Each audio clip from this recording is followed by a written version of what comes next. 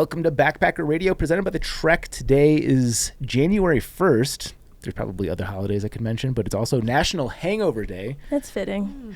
I am your co-host, Zach Badger Davis, and sitting to my right is... Hi, I'm Juliana Chauncey, a.k.a. Chaunce. How's your hangover right now? I hope better than I anticipate. I will say one of the nice things about being a parent is I am not hungover today. Because I went to bed at like 10. I didn't even watch the ball drop.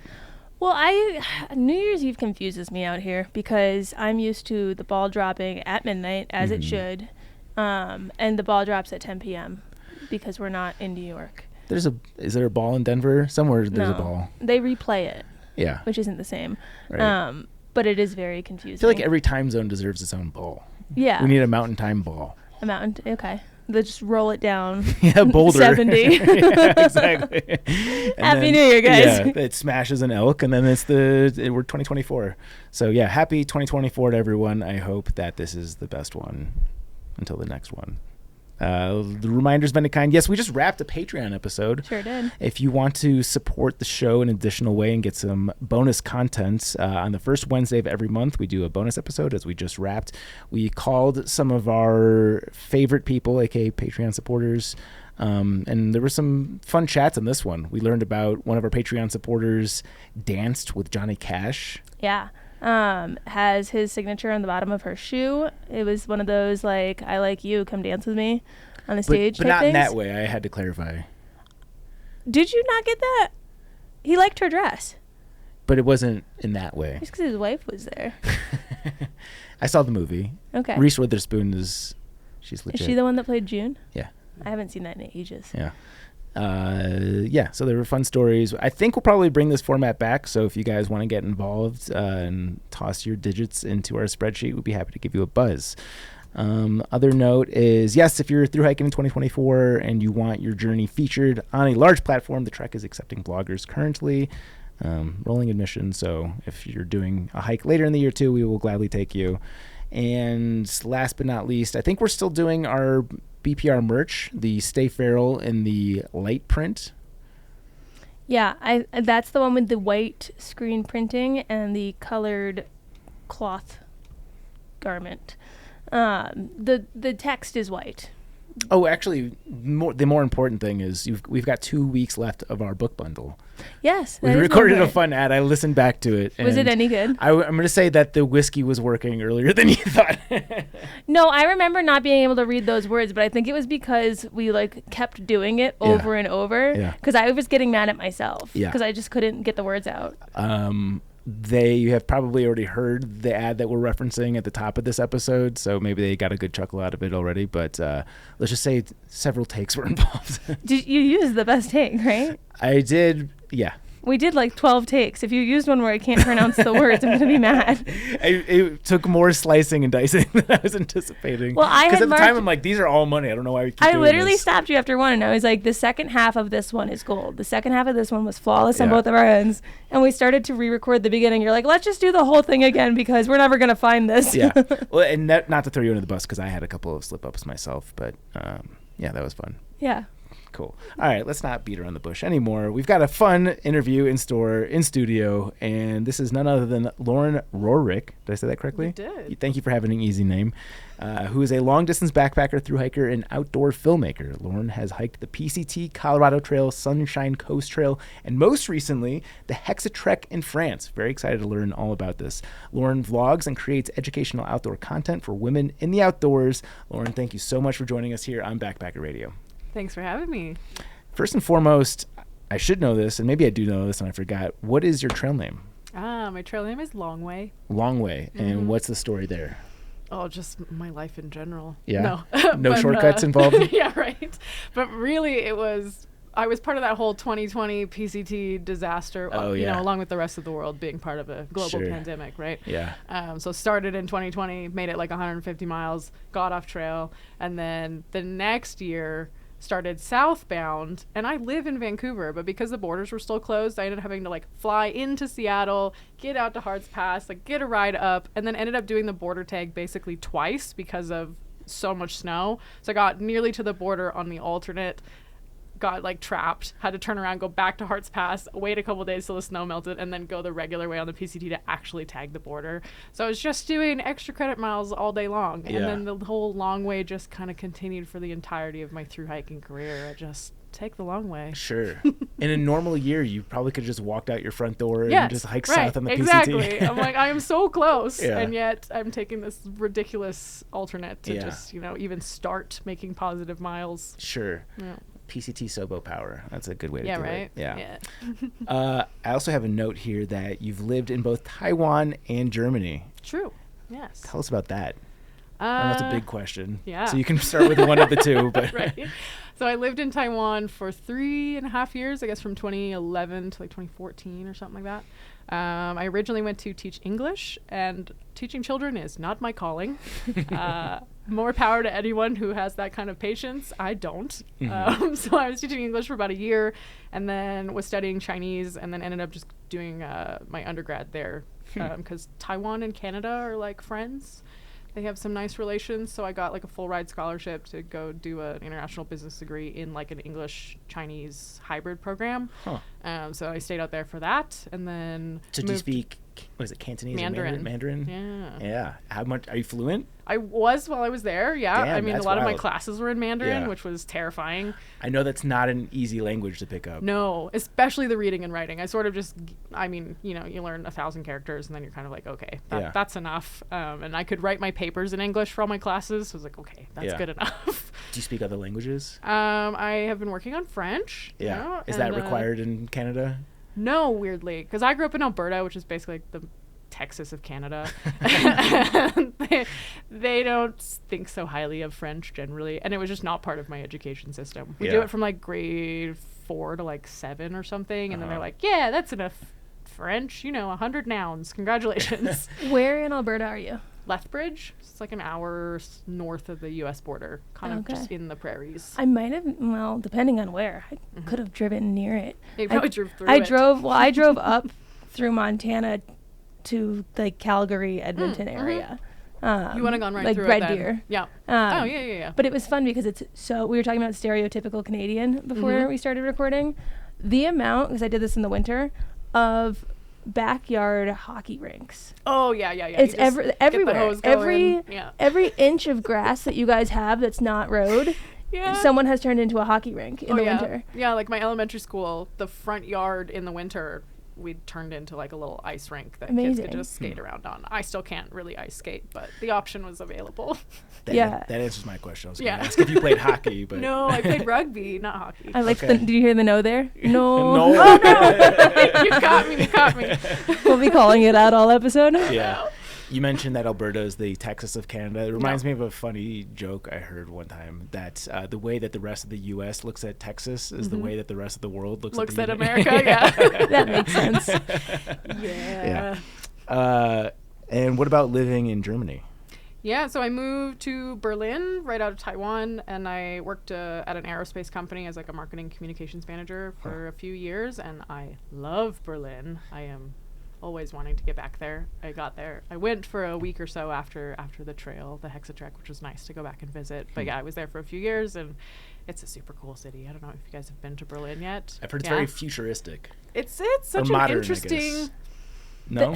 It's a weird mix, because you do have like modern pockets, but you also have like remnants of the Berlin Wall. I guess and, it's like, got all tremendous of these, history too. So much history, and all of these pockets are so architecturally unique and specific to like the piece of, to what country like kind of occupied or owned that territory. And like, the old World War II like airport hangar is now a big park that you can just like rollerblade around, and like all of the buildings are still there, but they've reclaimed it as like a public park, and like yeah, and the nightlife is really sick, and like, you can always find something to do in Berlin, something weird usually, which is great. But yeah, it's a cool spot. They have sausage stands in the subways, and the subways all smell like sausage stands, but like delicious. Yeah. I've been to Munich, and even I just remember in the public transit, like the pretzel scene. That's all I remember. Yeah. I spent as much time as I could underground eating. I also remember steins that are like the size of your entire body. Yeah. Yeah, Germans know how to do it. They really do. Yeah. How does one go about finding that job? So I had done an internship while I was in university for a company. that was based in this tiny town in Berlin, but they had ties to a Canadian company from the town that I grew up in. And so at some point, this Canadian company had bought out the German company and moved it to Berlin, and that is just how I got all tied in there. It was like kind of just a weird coincidence that, my hometown bought this company that was based in Berlin, and then here we are. So you've been bouncing around for most of your life. Yeah, ever since I was a teenager. So I left home at like 17. I moved to California, and then I've basically just been moving around ever since. So like 17 years now. Yeah. So does that mean you graduated high school and then went to California? Exactly. What was the inspiration to make that move? To not be in Alberta. Okay. But I was a musician, so I was a singer, and you go to Los Angeles when you're Sure. 17, and that's what you do. And you try to sing stuff, I guess. Yeah. But yeah. What's your style of music? I studied opera and jazz. Ooh, can you give us a little opera bit? Absolutely It's not. a little something. Yeah, Not a chance. We'll come back to that. Yeah. And this won't There's be my not last enough attempt. tequila in the world for that. So we'll see what it's like after the Cutwater's gone. That's an interesting combination, opera and jazz. Yeah. How'd you fall on that? I'd just been doing it as a kid, actually. Like, I'd always been singing ever since I was in kindergarten. My kindergarten teacher, like, called my mom and was like, this girl never shuts up. Like, put her in singing or something. And she's always just sitting on the carpet making noises to herself, basically. Do you still pursue music in any capacity? Not currently, but it's on, like, my list of 2024, like, things to get back into. I'm, like, feeling the draw. Because it's been a few years since I've been in, like, a proper singing environment, so it's on the list. Sure. It's very fitting for our future question of the day later on in the episode. Yes. But how does one realize that they can sing opera? Like, because I feel like you have to be able to sing in a certain way. Like, is your mom just hearing you, like, do the opera shrills and being like, Opera shrills? I know which class to put her in. I started just singing generally. So I was in a choir for ages and ages and was doing, like, solo, just kind of classical, whatever, because we had, like, the Kiwanis festivals in my city. And so you'd either be assigned a song or you'd have to fit into a certain genre, like art song or like aria or whatever. And so eventually you just sort of narrow down like what you like and what you're good at. And then, I wasn't really like a pop singer. I couldn't play any instruments, and I loved this like classical music genre, and opera is kind of like the big version of that, and these beautiful arias. And I loved the languages we were singing in. It's always like Italian or German or French or something. And so in Alberta, there's not like a huge opera scene. There's a little bit, but then when I moved to California, I was like, okay, like let's go for it. And then life takes its adventures, and I ended up in Taiwan of all places. But that is originally what my first degree was in music. So I imagine opera singing as being also very theatrical. Like, yes, it's very performative. Yeah, especially compared to other. I mean, there's an element of performance to all music, but opera, I feel like, is always telling a story and like. Totally, yeah. You're basically singing the narrative. Yeah. To whatever story they're playing on stage. Is that taught when you're learning? Yes. Yeah. Yes. There's a lot of a lot of drama kind of mixed in, and Sure. how to stage perform and hold your body, and those kinds of things. Have you ever let out like a little opera ditty while on one of those ridge walks in Washington, or the places where you see the Yeah, well, because right. there's spots where it echoes back. I know, I've yelled at them. Sure. Yeah. Have you tried it? Yeah. Is You gotta this- make sure no one's around first, though. Like, am I really alone? Just me and the goats? Okay, cool. Yeah. So you didn't capture this on video, is what you're saying? No. Okay. So this is a backpacking podcast. So Right. let's probably talk about how did you get into backpacking? I was not a backpacker growing up. My family is not outdoorsy. We'd do like a camping trip a year where we would go to a campground, and my dad would be in an RV and the kids would be in a tent. And like that's kind of how that went down. We'd do like a family hike in Waterton National Park like once or twice a year. I went on like girls camps, and that was pretty much it. But I always like have just loved the outdoors. I've had like a really natural draw to being outside. That's where I feel most at home and most peaceful. But it wasn't until I think my very first like proper backpacking trip was maybe 2019. besides the time that I carried like a case of beer up to the top of a mountain and slept up there with my friends on Canada Day. I guess that was maybe technically an overnight backpacking trip, but yeah, sure. we were not prepared. But it's because I wanted to do the PCT. I'd heard about it like a handful of years before and was like, oh, I'm going to do that. You know, as most people do, we decide like, I'm going to do that thing that I've never done before. But I was living in North Carolina at the time, which is very close to the Appalachian Trail. And I thought, I should probably like test this out before I commit to 5 months of backpacking on a trail. So I went to REI and I rented all of the gear that I needed to, like a backpack and a sleeping mat and, whatever. And called the ranger station of the Smokies, the national park or whatever, and was like, I want to do like a 40-mile stretch. Where do I go? And I sat on the phone with the ranger and we designed a little route of like an out and back on the AT that ended up being like 40 miles, 3 nights. And I drove out to, what is it called? It's like right on the Tennessee, North Carolina border. It's right out there near, Charlie's Bunyan, that kind of area. Yeah. And did my little 40-mile out and back. I planned it on a long weekend. It was Labor Day weekend of like 2019. I was like, cool, there'll be lots of people out there. It'll be a good way for me to kind of dip my toe in the backpacking world. That was not the case. No one was out there. After I passed Charlie's Bunyan, I was alone for an entire day and slept alone in a shelter. And I was like, what terrified. time of the year was this? It was Labor Day. It was like the Day. first weekend of September. And I was thinking like, there'll be loads of people. Wild. I would assume because it's of the people. busiest national park in the U.S. Exactly. Yeah. And I snagged the last reservation in these shelters because you have to book them. Yeah. And I got there and it's like the sun's starting to set and I'm still alone in this shelter and it's in a valley and it's very dark. And I'm just sitting there like, okay, maybe they'll show up eventually. There's supposed to be a group of 8 that are coming. Yeah. And no, I was the only one and spent my first night on trail fully alone. I was terrified. Yeah, it sounds like a horror film. Yeah, right? Yeah. And now we have all these trails from it. Yeah, exactly. So I didn't hate it. So what parts did you like of that trip? Yeah, fair. Right. What didn't you hate? No, I ended up really liking the entire adventure once I woke up in the morning and wasn't dead. Yeah. I was like, That nothing helps. ate me. That wasn't that scary. I like put an audiobook on out loud at night while I was sleeping just to like not hear the animal sounds. But I mean, I just love hiking. I love it. And sleeping outside by myself was a new experience. But like once you do it a handful of times, you're kind of like, oh, whatever. Like nothing's really going to eat me. They've got better food out there than me. And I just kind of fell in love with it. And then the next day I did meet people. And then I, had some other people in the next shelter I stayed at and some other people in the next shelter and kind of got sucked into the trail culture. You know how it goes. You meet people on trail and it's just so fun. So did you know immediately that you wanted to do something bigger after that? Well, I'd already committed myself publicly to my friends and family that I was going to do the PCT. This was really like I should probably like double check that I'm not being an idiot before I go out and actually do the PCT. That's smart. Yeah. Because you could always weasel out of it after committing. And theoretically, I probably wouldn't have, but at least I kind of knew what I was getting myself into at that point.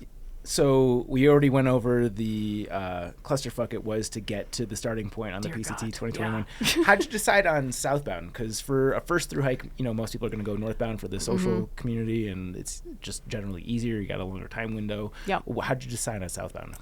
I didn't get laid off until the end of April. Okay. That helps. Yeah. It was still sort of like in that COVID era. It was 2021. So I got the chance to like retry again the next year after the first, disaster. I got laid off because the company I was working for just like basically ran out of money. And then I was in Vancouver thinking like, well, crap, what am I going to do? And I thought, you know what? I'll just check and see if there's a permit. Maybe there's a permit. Who knows? And there was one southbound permit available when I looked. And I was like, well, I guess we're going southbound. So that was really your it. date? I think I started on June. I think my official ticketed start date was the 20th of June, and that is when I tried to start, but then didn't really get going until the 31st or something. Okay. After all of the nonsense with the snow and the whatever. So it was closer, almost July, I think, by the time I actually started. So I don't even recall, was 2021 a high snow year in the Cascades? Okay. Yeah. So starting in June would have been tricky. Was rough. Yeah. It was, not good. So I recall that you're supposed to start, what is it? After 2 weeks after Hearts Pass gets to 0 snow? Is that the formula? Yeah, basically. Yeah. I did not. There was still a lot of snow. Yeah. So yeah, walk us through the first couple of weeks on trail, because we timed it almost perfectly. There was a couple of sketchy sections in Glacier Peak Wilderness, but otherwise we didn't have any traction at all, and it was pretty much smooth sailing. I'm curious to know what it's like for somebody that didn't have that.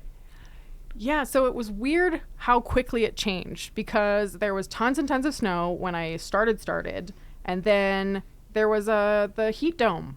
So it was 114 degrees, and all of a sudden the snow was gone. Yeah, right. So it went from a whole bunch of snow to absolutely no snow very, very quickly while we were hiking in 114 degree heat. Yeah. So it really made a 180. I remember it being outrageously hot as well. It started a little bit later, it was mid-July. But I remember there's still obviously huge patches of snow. So I'm taking huge scoops of snow and putting it on them in my your head. hat. Yeah. Yeah, it's amazing that you can be at that elevation and be sweating your ass off. Yeah. How long did the heat dome last? I think it was about a week, maybe a week and a half. But Yeah. it was toasty. It's so humid. Like the chafing is unreal. Yeah. How did you deal with the Washington section overall? Because from the northbound perspective, and maybe Chance can correct me if I'm wrong here, usually the weather can be tricky. People are a little bit worn down because it's the end of the trail, but people are also looking forward to just how beautiful it is the entire time. But I know starting off in Washington can be difficult, especially you didn't have any real thru hiking experience prior to this. No. Did it kick your ass? Absolutely. Yeah. Oh yeah. Way more than I had anticipated, while at the same time being just so incredibly beautiful. It's peak wildflower. As soon as the snow melts, it's just little yellow pink flowers all over the place. And you're in the Sound of Music in Washington. So a totally different version of Washington than the Northbounders get. But yeah, that up and down and up and down and up and down. And it was also because 2020, no one had cleared any of the trails. And then we'd had such a high snow year that there were just avalanches and piles of trees everywhere. So we spent miles and miles and miles and miles climbing over down trees that are so big I can't put my arms around them. Yeah. And it just took forever. So it was a tough year as far as trail maintenance, because you're too early for any of the current trail crews to get out there, and they skipped a year. Bless you. It was rough. Yeah, and Washington's rough really in any Just circumstance, generally. but that's a tough hand. Yeah. Do you remember? Go ahead. No, you can go. Just while we're on the subject, do you remember how long it took you to hike through Washington? A month. Yeah. Okay. How was your mindset during that month? Because I can imagine starting off with so much snow and then heat is probably, especially after you had the 2020 year where you had to get off, and now you've made it back on, and now it's all like this. Are you just feeling deflated? What's your mindset like? I was very determined. After having been, kind of kicked off trail the year previously, I was really like, this is not happening again. It did. But, it's not happening again. We're getting through this. And I was surprised, actually, because of the snow and the heat, it condensed the sort of Sobo bubble into this really nice little group of mostly 30-something hikers, where there were maybe 15 or 20 of us all within the same kind of day or two of each other, which made it surprisingly social. So I, on my third day, maybe met a couple of hikers that I ended up hiking nearly the whole thing with. Oh, wow. Yeah, so we really clicked right off the bat, and that made such a huge difference that I was not out there doing it alone. I made really good friends that are still, I'm staying with one of them here in Denver, and it made a big difference on morale. We would, designate an hour of the day where we could just talk shit about the trail and curse at the trees. And then we'd be like, all right, now it's over. We had our hour of complaining. Now we put it away. So, it was nice to have the camaraderie. It is. I feel like there's always that realm of camaraderie in it. When I got the package with the chocolates from the last episode, he'd wrote "fuck your hike" all over the box. Granted, he just put the FYH, so the male people didn't know what it was, but I get the box. It just says FYH all over it. That's a clever idea to dedicate 1 hour to just getting it all out of your system. Yeah. It kind of reminds me of are they called rage rooms? What's the room where you just go in and Yeah. scream and break shit? We had considered that as a Palooza activity. Yeah, because then you're not bitching and moaning all day, and it doesn't zap your energy. You kind of are focused on 1 hour, really just hate the trail, and then you're like, okay, I got it out of my system. Now I feel good again. Yeah. Is it the same hour every day? Is it 5 o'clock somewhere, or is it you get to pick? It was more you just feel the vibe, and Start you're the timer. I think we all need a little kick in the ass. We all need to just complain for a minute because we're all sad. Yeah, instead of happy hour, it's angry hour. Exactly, basically, yeah. I think that'd be a good goal for me to try for the next trail. Right? Yeah. Just because I'm get it out of your system. I'll just bitch all day. Oh, fair. Do you think that would prevent the midday meltdown? meltdowns, or would that supplement the midday meltdown? I would definitely say supplement, because I think that's essentially what I've done with the midday meltdown is instead of just crying all rebranded. day, I get like an hour after lunch where I can have a mental collapse. Yeah. Yeah. So it's just another hour that I get to pick for a fun. From 2 to 3 I cry. From 3 to 4 I bitch. I like it. Yeah. Were you expecting a social hike, or were you seeking a social hike? Originally going northbound, I was hoping for and expecting a social hike, and then did not get that at all. I started like the first week of March, which is why I was able to actually complete any of it before everything like went into lockdown. Sure. Yeah. And then going Sobo, I was like, all right, well, I'll probably just be alone. That's fine. I've like mentally prepared for that. I know what it feels like to be alone on trail, so it's fine. And then turned out it was super social, and all of the Sobos, got condensed. And like at Crater Lake, I think there were like 40 of us, just all. It was such a party. Yeah, we all camped there for like 3 days because everyone had shin splints and whatever. I remember that section being social also, but mostly because it was the come together of the southbound and the northbound. I remember there's that little convenience store that sells alcohol, which always helps. Mm-hmm. Yeah, this is the reason for our zeros. Yeah. And that was also a social spot for us. Okay, so this might be my last Sobo question. Sure. Maybe not. But power rank the 5 sections of the PCT: Washington, Oregon, NorCal, Sierra, SoCal. Well, this is where I give up the secret. It's not really a secret. No, so it was also a year of tremendous fire. It was the year that the PCT sent out an email that just said, NorCal is basically closed. Verbatim. It wasn't even like, hey, we're sorry to inform you. It was, NorCal is basically closed. And we were like, what the hell? So once we finished Oregon, that was when they closed the California-Oregon border, and were like, they shut down all of the national forests. Or they shut down the first, like, 400 kilometers of North Vancouver, California. Holy crap. Kilometers. Yeah, right. Sorry. 400 miles. That was the part that John's I know, hung up all on. the Canadianness is coming out. I don't know how far that is. A couple hundred miles of Northern California. And then, so we had gone to one of our trail family's house in Reno to kind of regroup, send out our packages to like start the Northern Sierras. And then while we are in Reno, California shuts down all of the national forests of the entire state of California. I remember this now. Yeah, I remember that. So we are sitting in the living room after we just mailed our boxes. We all get the email and we're like, shit. So by the next morning, I think like 8 of us had booked a ticket to fly to Denver to start hiking the Colorado Trail. And we just said like, screw it. We're all still here. We're all still wanting to hike. Like, let's just go find a new one. So all 8 of us flew the next day out to Denver, drove ourselves down to Durango, and started northbound on the CT. It's got to be a fun flight. Yeah.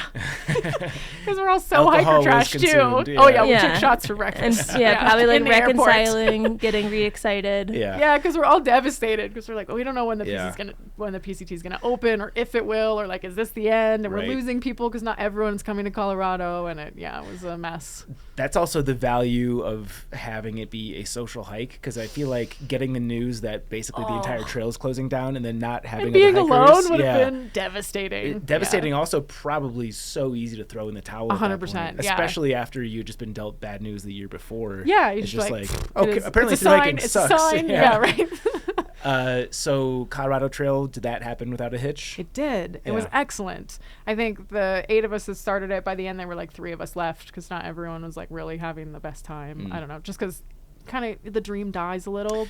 Yeah, my dream was like, I am going to finish a thru hike by the end of this year. It's going to be the Colorado Trail, but something is getting done. Yeah, right.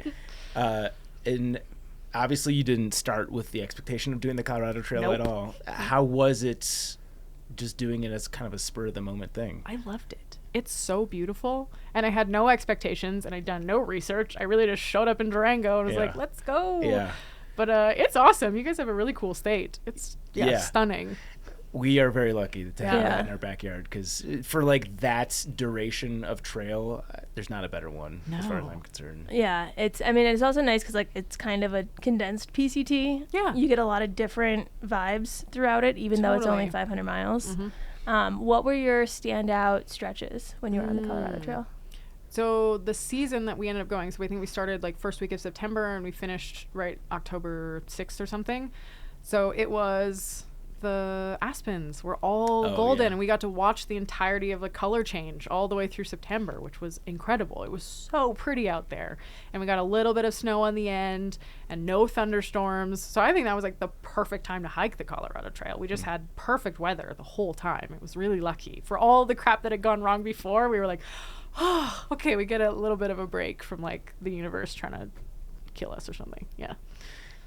I did the CT primarily in September, and that was my experience beautiful. of it too. Yeah. And I've tried to push other people in that direction, and then there've been like massive snowstorms in September. Yeah, we got lucky with like a late snowfall, I think. It's hard to know what the climate is and what the anecdote is, but getting a good weather hand in September in Colorado is stunning. the best. Yeah. And the San Juans are so pretty. Yeah. Yeah, they're so pretty. Yeah.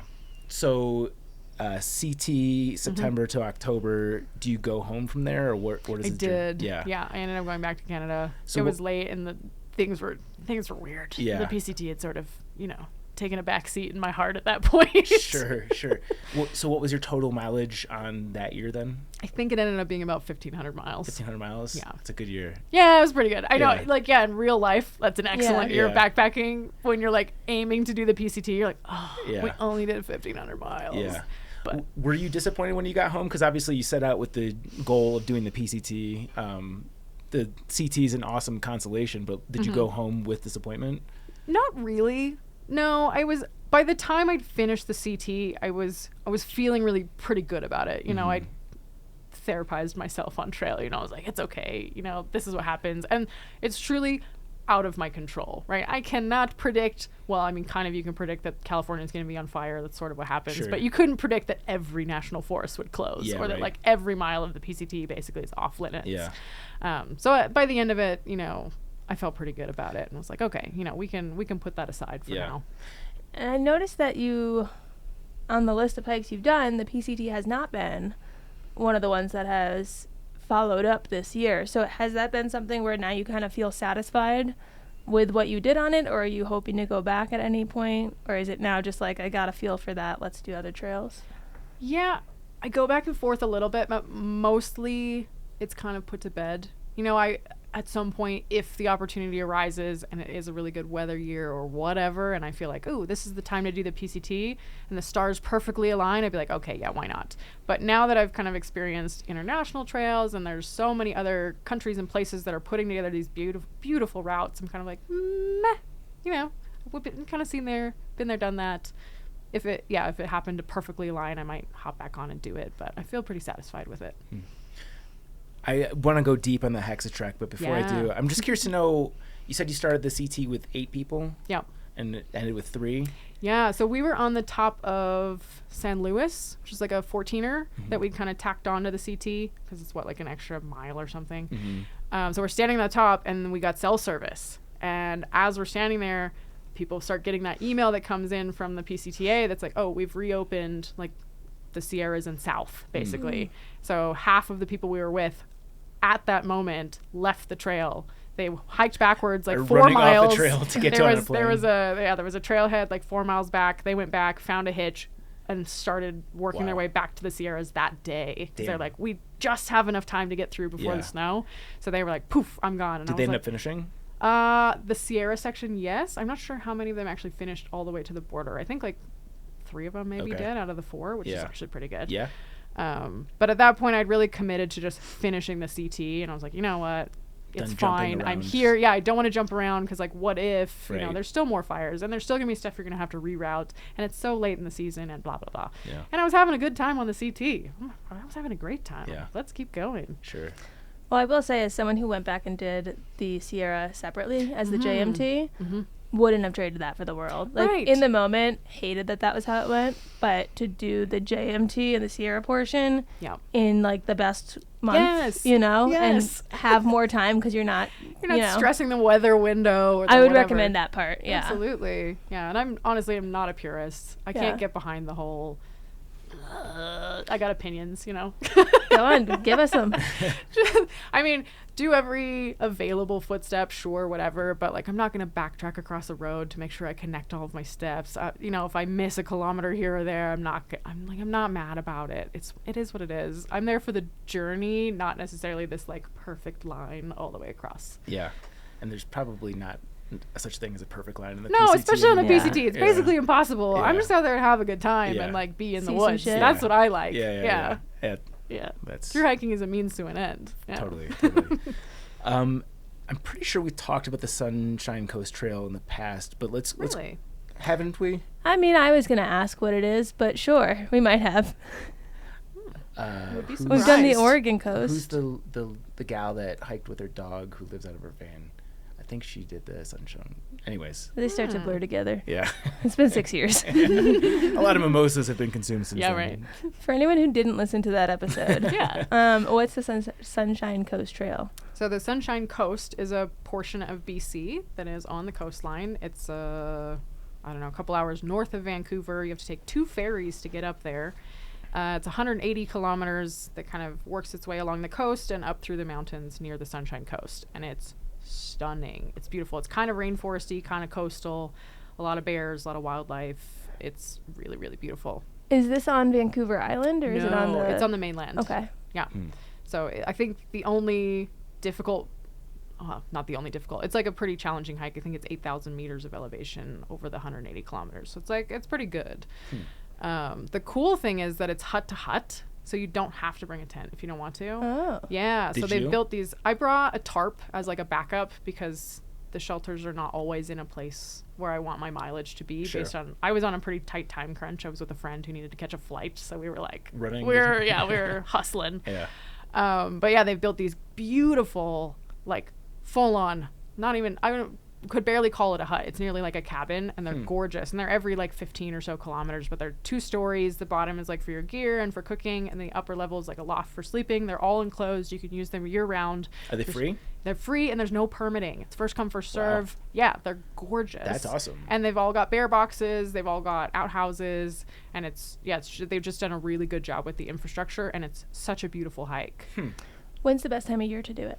So I did it in the last week of May, and that was too early. There was a lot of snow still. So I would say June, July, August. You could probably even get away with September as well.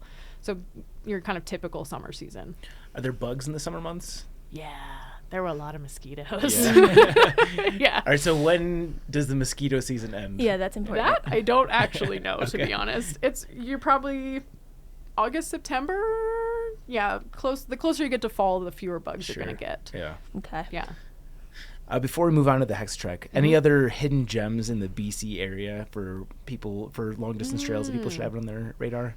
I don't know about long distance, but if you want to do like a couple days, there's a 50-kilometer called the Juan de Fuca on Vancouver Island. So most people on Vancouver Island know the West Coast Trail. It's pretty famous. It's got the ladders and the cool stuff, and it's pretty steep, and people try to run it and whatever.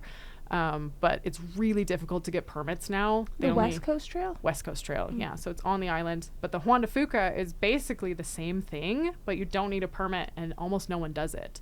I went in September and had pretty much the whole trail to myself. Wow. It was gorgeous. And it goes along the coast. You see like sea otters. You're in the mountains.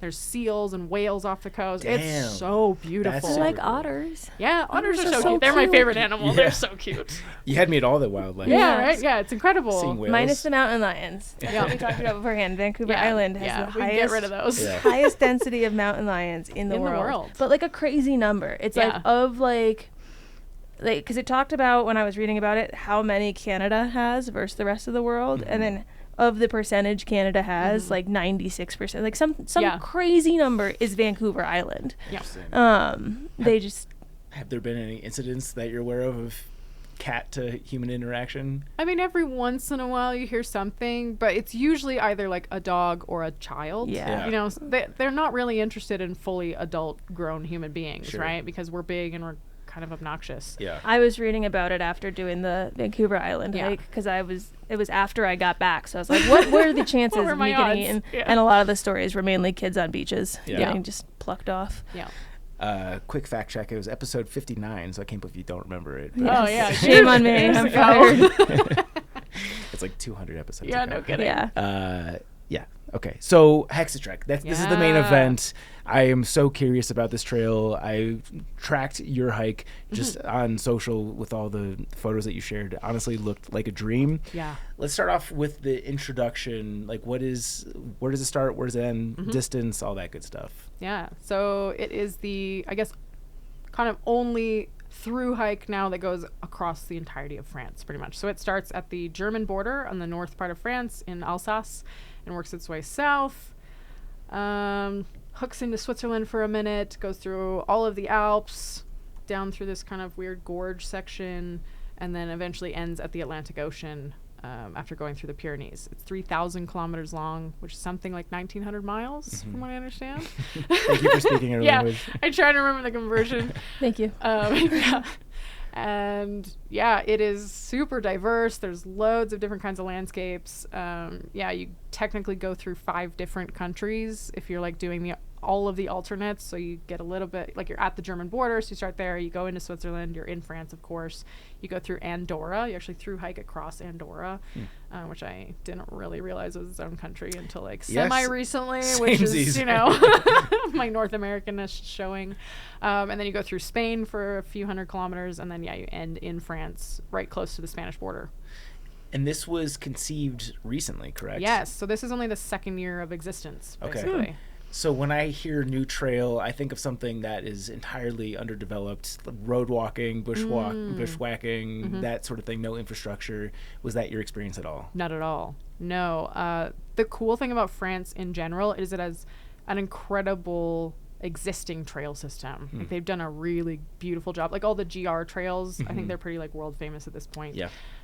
So the Hexatrek makes use of existing trails and has connected them in a sort of unique way to make a through hike of its entirety. I was going to ask how much of this overlaps with the GR5, I believe. Yeah, so a big chunk of the GR5 you do a big chunk of the GR10, and then I think the GR54 you do almost the whole thing. So it's a good combination of those mixed with other sort of lesser known trails and other like local pieces and a little bit of road walking, but I'd say maybe 5% of it was road walking, which is pretty good. Yeah, that's not bad. Yeah.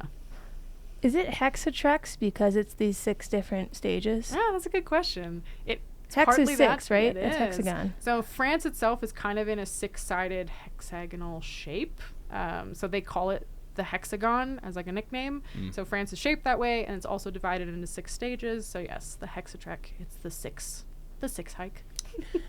You also mentioned that you speak a little bit of French. Was that in preparation for this hike? You learning on the hike, or a combination? Both. Yeah. So I, did a pretty shoddy job of like trying to learn some French before I went. I spent a month listening to like French audio tapes or like, audio lessons. I guess we don't use tapes, but and then on trail, that's where my French really started to get better. My comprehension of French got so much better, and like I hiked with a lot of French hikers, and thankfully they were kind enough to mostly speak English most of the time.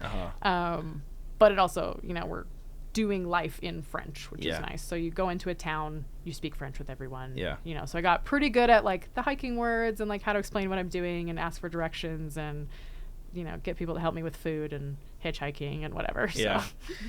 There is this perception that French people can be rude and somewhat pretentious. I don't know if that's the word will come to me. Yep. For people that, 1, don't speak their language, or 2, even speak their language poorly. Like if you make an attempt at it and like you're just so far off base, they'll just come back at you with English and like kind of just like look down on you. Was that your experience at all? So I think, because I definitely run into that stereotype, right? But I think it's more of like the cities that are really like that. And I spent most of it in villages and like tiny mountain towns. And I definitely found that not to be the case. I was pleasantly surprised. People were super helpful. They were very happy to speak, my rudimentary French with me. Not everyone spoke English, but people would always try if I needed it. I got really good at charades. I had people invite me into their homes, people feed me, and we'd sit across the table and just like talk at each other in whatever language we could. And I was pleasantly surprised with how friendly and like open and welcoming people were, especially as a solo female traveler. You never really know what you're gonna get. Sure. But I had a really good time, and I would always try first with French as like a kind of, you know, to be polite and like not be entitled. It's like, oh, you should speak English. Yeah. So I would try with French as much as I could, but it does run out eventually. Yeah.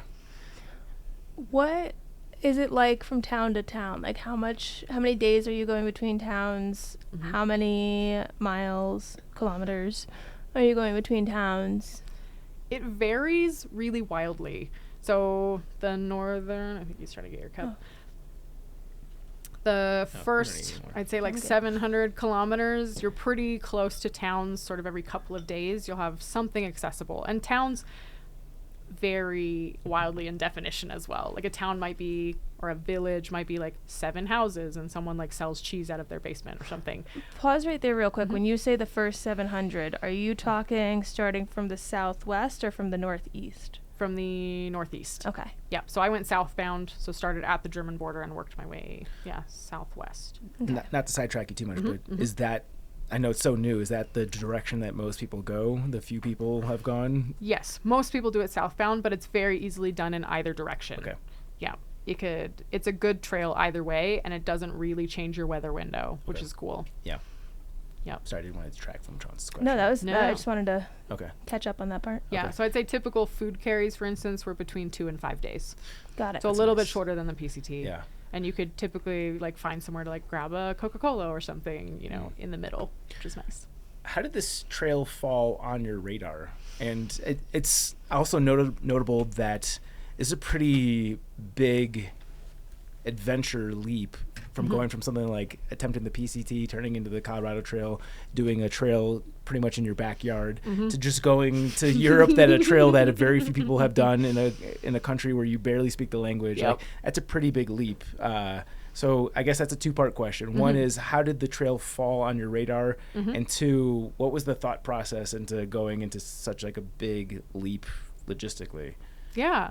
So I think the trail came across my radar from Instagram. I follow that account that's like thru-hiking or something, that just they like post things about new trails or things. It's kind of like thru-hiking news-ish. And they had posted something about it last year. And I'd been looking at possibly doing an international trail just because the Triple Crowns are awesome and beautiful, but they're also like heavily populated and kind of everyone does them at this point. Not everyone, but in the hiking world, it feels like everyone's doing them. Yeah. And I felt like some of the magic gets a little lost when you can see everyone doing them all the time. Sure. So I wanted to do something that like I hadn't seen the vlogs for, I hadn't seen pictures of. I wanted something like kind of brand new and different. Yeah. I found this on Instagram, and then because it's so new, the founders or like creators of the trail are just really active in the online community, and I messaged them and was like, hey, like I think I want to do this trail. It sounds kind of cool. And then ended up just Who kind of are the creators? So Kevin is a French guy. They're all French. Kevin is an ex-PCT hiker, and then he was like, we have all these existing trails and networks in France, like why don't we have a thru-hike? And also as like a little kind of side note, France has this really cool kind of right to bivouac. So they differentiate bivouacking versus camping. So camping is more like you're going to stay there, you're going to like set up a fire, you're going to kind of like make an impact, whereas bivouac is like you set up a tent from the hours of 7 p.m. to 9 a.m. You're allowed to like be in your tent, hang out, and then you move on the next day. And you can do that almost anywhere in France. Interesting. As like your kind of right. Bivouac. Yeah. That's a So cool that's their phrase. term for it. So if you Yeah. ask someone like, oh, can I camp here? They're going to be like, absolutely not. But if you say, like, oh, could I bivouac here? They're like, yeah, sure, no problem. Set your tent up. And they differentiate that, which a lot of people don't know. It's like Eskimos and snow, like seeing it in more shades than just one exactly. thing. So they have a differentiation there. So because of that, it makes it a really like perfect country and landscape for thru hiking, because you need that flexibility of where you can put your tent to do a thru hike. So it's really set up well for that. So yeah, Kevin did the PCT, thought like, oh, we've got the infrastructure and the laws that make France a great place for this. So he spent like a year kind of developing the route, and then they put together like a Kickstarter to fund the development of an application. So they've got an app with the map and kind of info and whatever. And then he brought a group of quote unquote pioneers with him to do sections. And then they did the whole hike last year. And then this was the first year that it was really like kind of public access. Yeah. And how good was the infrastructure in terms of knowing? You mentioned that you could camp anywhere, but like not everywhere is a feasible campsite. Yeah. Does the app have all of that information? It's got some, you Okay. know, it's got some bivouac sites listed. It's got some campgrounds listed. It's got, the line is either green or it's red based on like where it's legally allowed to bivouac, which is nice. But that doesn't always mean that it's possible. You might be on a, you know, cliffside for 20 kilometers going, crap, I can't find anywhere to camp. It said it was green, but really, like, that doesn't necessarily mean anything. It just means it's not illegal for you to put your tent there. So there's definitely a little bit of trial and error and sort of figuring things out. I've definitely, like, hiked into the night because I couldn't, like, find somewhere to put my tent. But, you know, that's just sort of the way it goes. It's part of the adventure. Yeah, sure. I guess to that point, what is your operation in terms of finding it? Like, are you just are you hiking until dusk-ish and being like, all right, the next feasible place is where I'm going to set up my tent? Or are you looking at the maps and being like, this looks flat-ish, this is probably has a potential for being a campsite? Or what are you thinking? It's a combination of both. And then you also can, you know, look at the waypoints, because there sometimes will be a tent icon that's like, oh, this is a good spot, or, you know, you're hiking into a town that has a campground, or but a lot of time you just are like, oh, this place is beautiful and it's flat and I'm gonna stick my tent here. You know, so yeah, it's a bit of both. It's a lot of trial and error, basically, and you get a better sense of like where you're headed and what the landscape looks like the longer you're out there. But yeah, it's not quite like the PCT where like everyone's a gut hook and you're gonna run into someone that's already put their tent up and you're just gonna put it beside them. I wonder if it'll be tough for you to go back to that style of backpacking, because like there's so much adventure in what you're describing, so much freedom, and like just knowing exactly where the best campsite is and where the water is and all that. Like, I wonder if that would feel boring to you in a way. Yeah, I'm not sure, because that was part of what drew me to the Hexatrek in the first place, is because it wasn't so developed, right? And there was still a lot of mystery and a lot of freedom and a lot of adventure, and I really liked that. It's like, I don't know what's coming, not really sure what it looks like, I'm not really sure where I'm gonna camp tonight, and sometimes that like comes around to bite you in the ass. Like, I ended up having to put my tent in like a town park because I just couldn't find a place, and I like in this town and it's getting dark and I'm like, I can't hike anymore, I'm so tired. And I was like, you know what, this little public park that like backs onto a farmer's field, that's where I'm gonna sleep tonight. And that's legal bivouacking? It's in the gray area, but it's such a small town that nobody cared that I was there. You know, no one bothered me. It was, you know, I set my tent up at sunset, I was gone at sunrise, and no one cared, which is pretty cool. You mentioned that you hiked with other French people. Did you do the duration of the trail with them, or was it just sections, or what? I'd say I probably did about half of it solo and half of it with one or two other hikers at a time. It was kind of cyclical. I started on the same day as a French hiker, and we hiked together for the first like couple of days, and then, you know, found our own paces and did our own thing. And then I ended up hiking with a French guy and a guy from the Czech Republic, and we hiked together for a couple weeks, and then I ended up hiking with that Czech hiker for almost like a month. Basically did all of the Alps together, which was super fun, and then we, you know, did our separate things, and then ran into some people in the Pyrenees. So it was a bit of here and there and everywhere, but there weren't very many people there as far as Hexatrekkers go, so I only maybe met a dozen Hexatrekkers and only like 2 other women out there, which was unusual. Is that what they're called, Hexatrekkers? Yeah, Hexatrekkers. Yeah. So is it safe to say that it's like the PCT or the AT? I know you haven't done the AT in full, but where you can just go out there solo to hike, and then you'll just meet people as you go? More or less, because it's so new. I think there were only maybe 200 people total that did it this year, or like attempted to do it. Not everybody finished, and we were pretty spread out, and a lot of people were flip-flopping and doing different things based on the season. So I probably only met maybe a dozen people. So my trail family was more or less like 1 or 2 other people ever at one time. But I think as it gets more popular and it gets more, just more well-known, you're going to get more people out there. But as a solo hiker, I felt like it was really comfortable to hike out there. And you're also overlapping with like the GR5 or whatever. So these other kind of long trails that aren't necessarily a through hike, but people are still backpacking them. And I ended up hiking with a couple of GR5 people, or like did the Tour des Écrins with like another Irish guy that was just doing that section and that kind of thing. So you make friends that are not necessarily doing the whole Hexatrek, but are like also out there backpacking. So when I think about doing a hike abroad, the one thing that like gets in my way besides the normal things in life, like money and work, is like kind of the unknown of it being a different country. Yeah. And like, what if all the things I know here only apply to here, and then there it's different, and I'm just like, I don't know, I just somehow cease to exist, you know? Like, it's like, I don't know, like, what's the worst that's going to happen? But in my mind, it's like, how do you even start something like this? Did you have concerns or hesitations going into it, being that it was on another continent, or the PCT, the AT, all that isn't Canada? So were you just naturally used to adapting to a different country from the start? Yeah, I think part of it was I've traveled a lot. I've lived in, 4 or 5 different countries at this point. I lived in Germany, which in my mind I was like, it's also Europe. I also didn't speak German very well when I moved there. I didn't speak any German when I moved there. I didn't speak any Chinese when I moved to Taiwan, and I didn't die, and I figured it out. And I was like, I know how to backpack. Like that I have figured out. So it'll probably be fine. Basically, I think I just had the audacity to be like, I'll figure it out. Yeah. Are your parents pretty adventurous people? Like, are they on board with you doing all this stuff? Those are 2 different points. Right. No, I would say at this point now, like my mom specifically does a lot more travel now. I mean, she's got 3 adult children, so she's got the time. She's still got a 14-year-old, but like, they adventure a lot, and they've lived in a couple different places. They live in California now, so they do quite a lot of travel. But the first time I was like, I'm gonna do the PCT, my mom was like, the hell you are? Like, what? And I was like, well, I'm 30, so you can't tell me what to do. But she got really into like the research of it, so she's watched like every YouTuber of the PCT and like really got into the nitty gritty of like what's gonna happen. Probably. Hi, Mom. Did you watch Trance? Hi.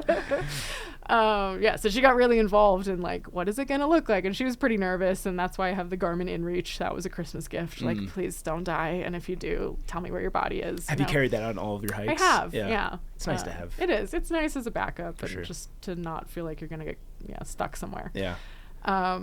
But now, like, going onto the Hexatrek, they were very much like, okay, bye, like, text me when you get home, basically. Like, I don't know, do your thing. Yeah. So they're kind of over it. They're like, oh, whatever. Yeah. She's fine.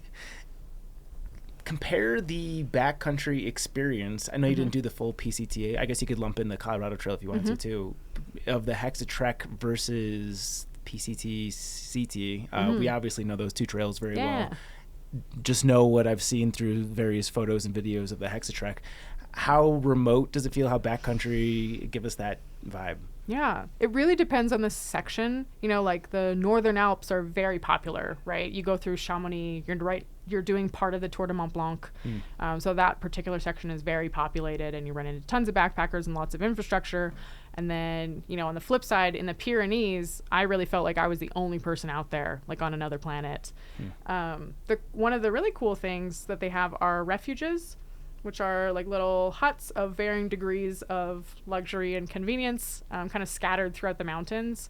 Part of the cool thing about France just generally is people have been living there and settled in France for like a long, long time, right? Some of the time you're like walking on Roman roads, like old historical stuff. Yeah, that's awesome. So even when you're remote and you're, days away from a town, you still might run into like a shepherd that lives out there, and maybe you have a chat with a shepherd and you share a beer with them or whatever. So I guess it's different in that way. Like on the PCT, you're you're not going to run into someone that like lives in the Cascades unless they're kind of sketchy. I don't know. Yeah. Unless they're trying to throw you in the trunk of their car. Right, exactly. Yeah. So that is quite cool. So it feels a little less remote than the PCT, but you still get that wilderness experience, I think, that you're looking for. And as far as trail design goes, I think they've done a really good job of keeping it as wild as you possibly can in a country as developed as France. What about the wildlife? What kind of wildlife are you seeing? That's one of the really great things, is that nothing is going to try and eat you out there. Like, like I don't have that. to hang my food in a tree. Like, my food was always just in my tent, in my backpack, at my feet. Technically, there are like a handful of bears that live in the mountains. There are some wolves, but the wolves only want to eat the sheep. They don't want anything to do with me. And there are lots of shepherd dogs. So as far as wildlife goes, you're really going to only run into maybe like some foxes, some marmots, some mountain goats, kind of like your typical cute mountain animals. I like cute mountain animals. Yeah. Did you hear wolves? Never. And it's actually illegal to do a wolf cry in a national park because they don't want you like attracting them or making them like aggressive or territorial. Yeah. Because then they go and eat more sheep. That'd be the most hilarious way to go to jail. Right? Yeah. For like howling in a national French park. Right. Yeah. Yeah. That's awesome. Yeah. My inner fat boy wants to know about your resupplies. Oh, we yeah. talked about the duration between resupplies, Yep. but like, give me the vibe of you're strolling into a town. Mm-hmm. Is it a grocery store? Where are you going specifically? And like, what are the what sorts of snacks are you grabbing? Yeah. So sometimes it's a grocery store. Sometimes it's like an épicerie, which is like a little convenience store kind of thing, or like a boulangerie, which is pastries. But French food is not made for backpacking. You know, the French are very typical about their food. It is the best of the best of the best, and they will tell you that over and over again.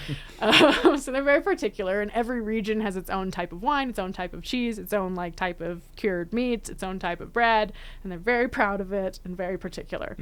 But yeah, as far as like your kind of PCT backpacking food, it's difficult to find.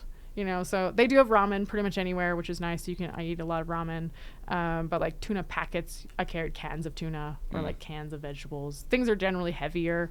And I ate a lot of cheese and a lot of dried sausage and a lot of like, I would stick a full baguette in my backpack. I was gonna say, Yeah. I picture a baguette through Just France the entire way. everyone's just got a baguette in their backpack, basically. Yeah.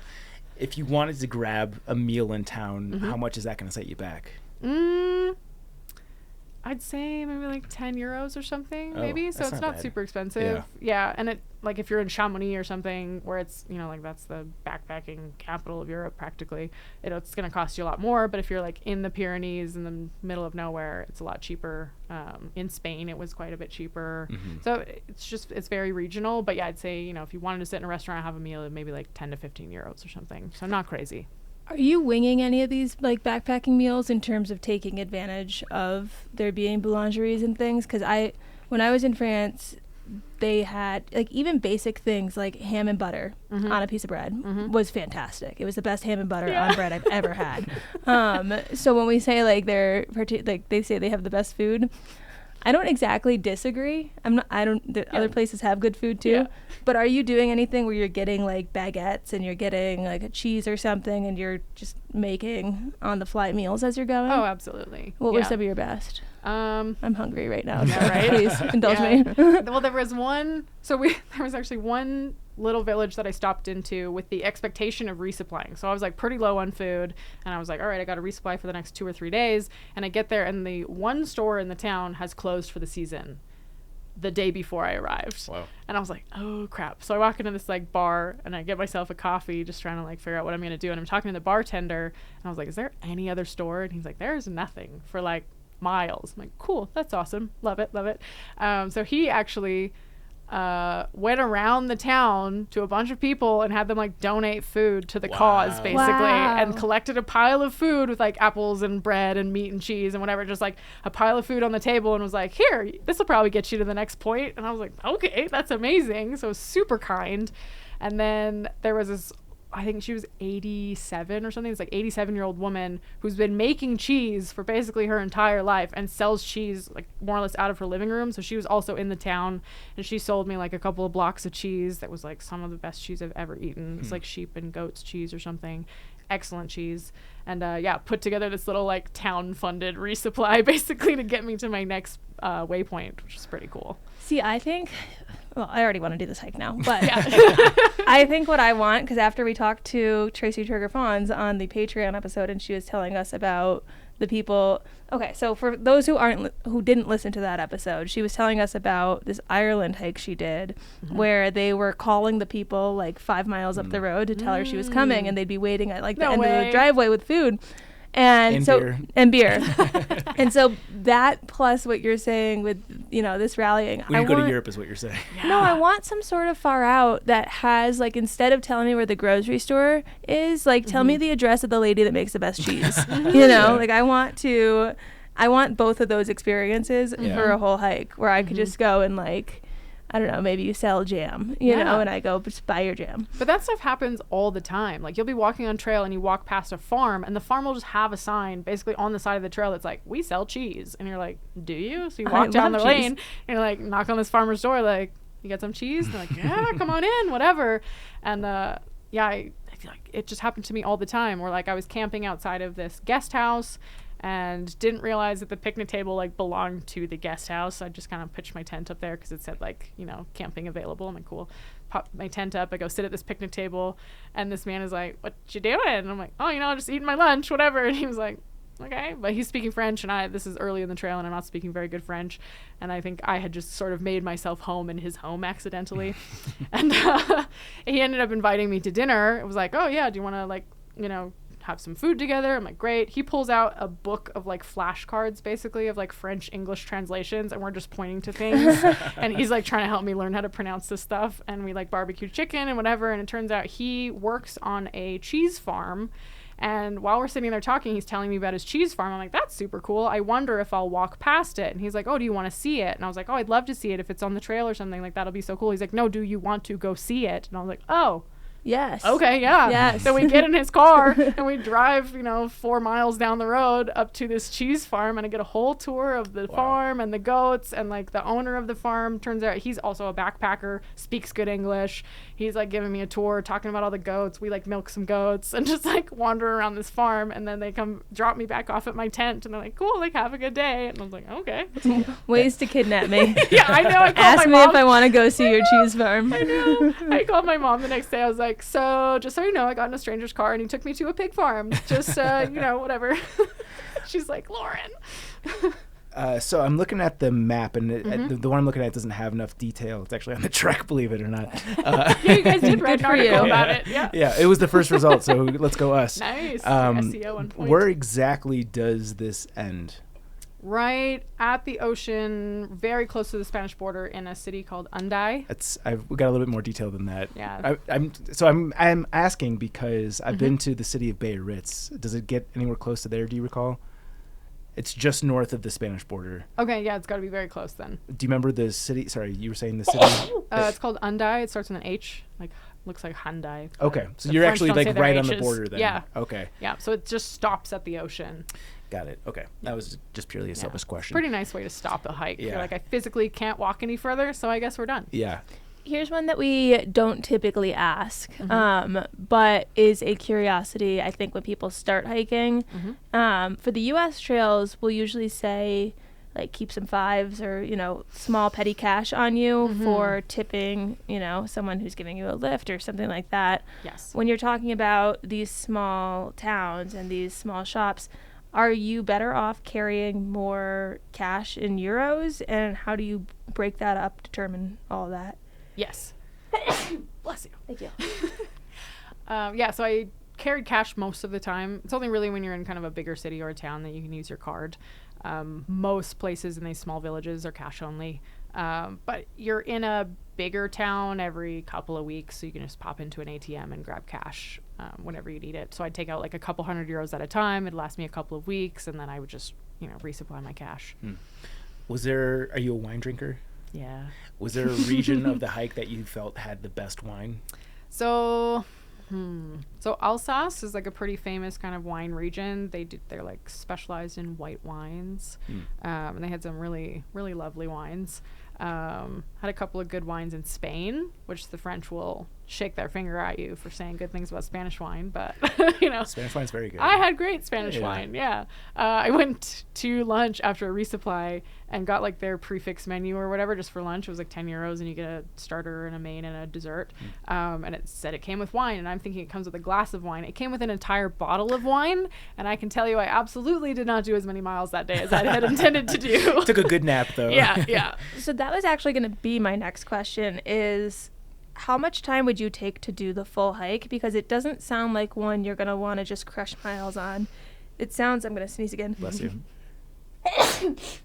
It sounds like there's a lot of cultural stuff and just like not even stops to plan where it's, this town has this experience, but just leaving the availability open for these side quests that you don't know about in the moment.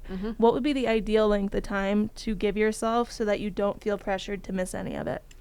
Yeah, so I took 120 days to do it, which I think is a little bit on the faster end maybe. So the guy that made it did it in 120 days, and that's kind of his recommendation. I happened to do it in basically the same amount of time. And I really didn't feel like I missed out on anything. I took some little side quests. I took my time. But yeah, I'd say don't try and crush this trail. Honestly, it's too fun to get out there and try to crush miles. It's also it's one of my like least favorite things about some of the like PCT culture is this idea that like, gotta crush miles, bro. Like, what was your start date? When did you finish? I'm like, I don't care. Are you having a good time? Yeah. So you did the CT in a month, right? Was the pacing similar to that, or do you feel like you went slower in the Hexatrek because there were so many of these diversions? I would say, so the Hexatrek as a whole is much steeper than the PCT or the CT. So you're doing miles a lot slower. So I would say I was typically averaging like 18 to 22 miles a day, whereas like on the CT, we were like 20 to 26 or something, typically. There were a couple of like 30 plus mile days, but that was like when it finally flattened out. But, through the Alps and the Pyrenees specifically, you're doing a lot of route finding, and you're doing a lot of like long miles of climbing over rocks. And then the Alps is just like up 3,000 feet, down 3,000 feet, up 3,000 feet, down 3,000 feet. And you have to do 4 passes in a day. And you're just like completely wiped by the end of 20 kilometers, which is, on the PCT, you'd be like, I only did 16 miles today. Like, what? That's nothing. Yeah. Whereas on the Hexatrek, you're like, holy crap, I am burnt out after 16 miles. So when you say route finding, no trail at all? Yeah. Are you using the app that you mentioned, or using Gaia? Yeah, I use the app pretty much for everything, and just like some general like common backpacking sense, I guess. Because I've done trails before, you kind of just get a sense for where things should go and where they should be. And occasionally you run into a rock cairn or something, but like when you're looking for cairns in a field of rocks, you're like, is that a cairn or is it just a pile of rocks? I don't know. Yeah. Did you do that section solo, or I did. Yeah. Was that your first time doing that sort of navigation by yourself? Yeah, actually, probably was, and I loved it. Yeah. I had such a good time out there. Yeah, it was so fun because that section is called the HRP, which is like the hot route, the high route Pyrenees. Right. So that's an 800 kilometer trail, but we do about 200 kilometers of it. I think that is part of an option for the Hexatrek. So the Hexatrek's really cool in that it has options. It's not one particular trail, so everyone's Hexatrek is going to look a little different. They've got alternates that you can use either based on like skill level or weather. So I took the HRP, which is harder and requires a bit more like backpacking knowledge and takes a little bit longer because it's just more difficult. And that was definitely a good choice. I really enjoyed that. Did you know you were going to do that route going into it, or was that a spur of the moment decision? I had hoped I would be able to. Yeah. Like I did get some snow while I was out there because it's at the end of the season at that point. But yeah, I was hoping that I would be able to do it. And by the time I got there, I felt comfortable enough that I was like, oh yes, I could navigate my way through this and it will be fine. Because I'd already done, 2,000 kilometers in France and felt like very comfortable with that at that point. If you could go back and do any week of the trail, what section would you do? I would either do... there's a section in stage 2 that goes through Vanoise National Park, which is like the Northern Alps.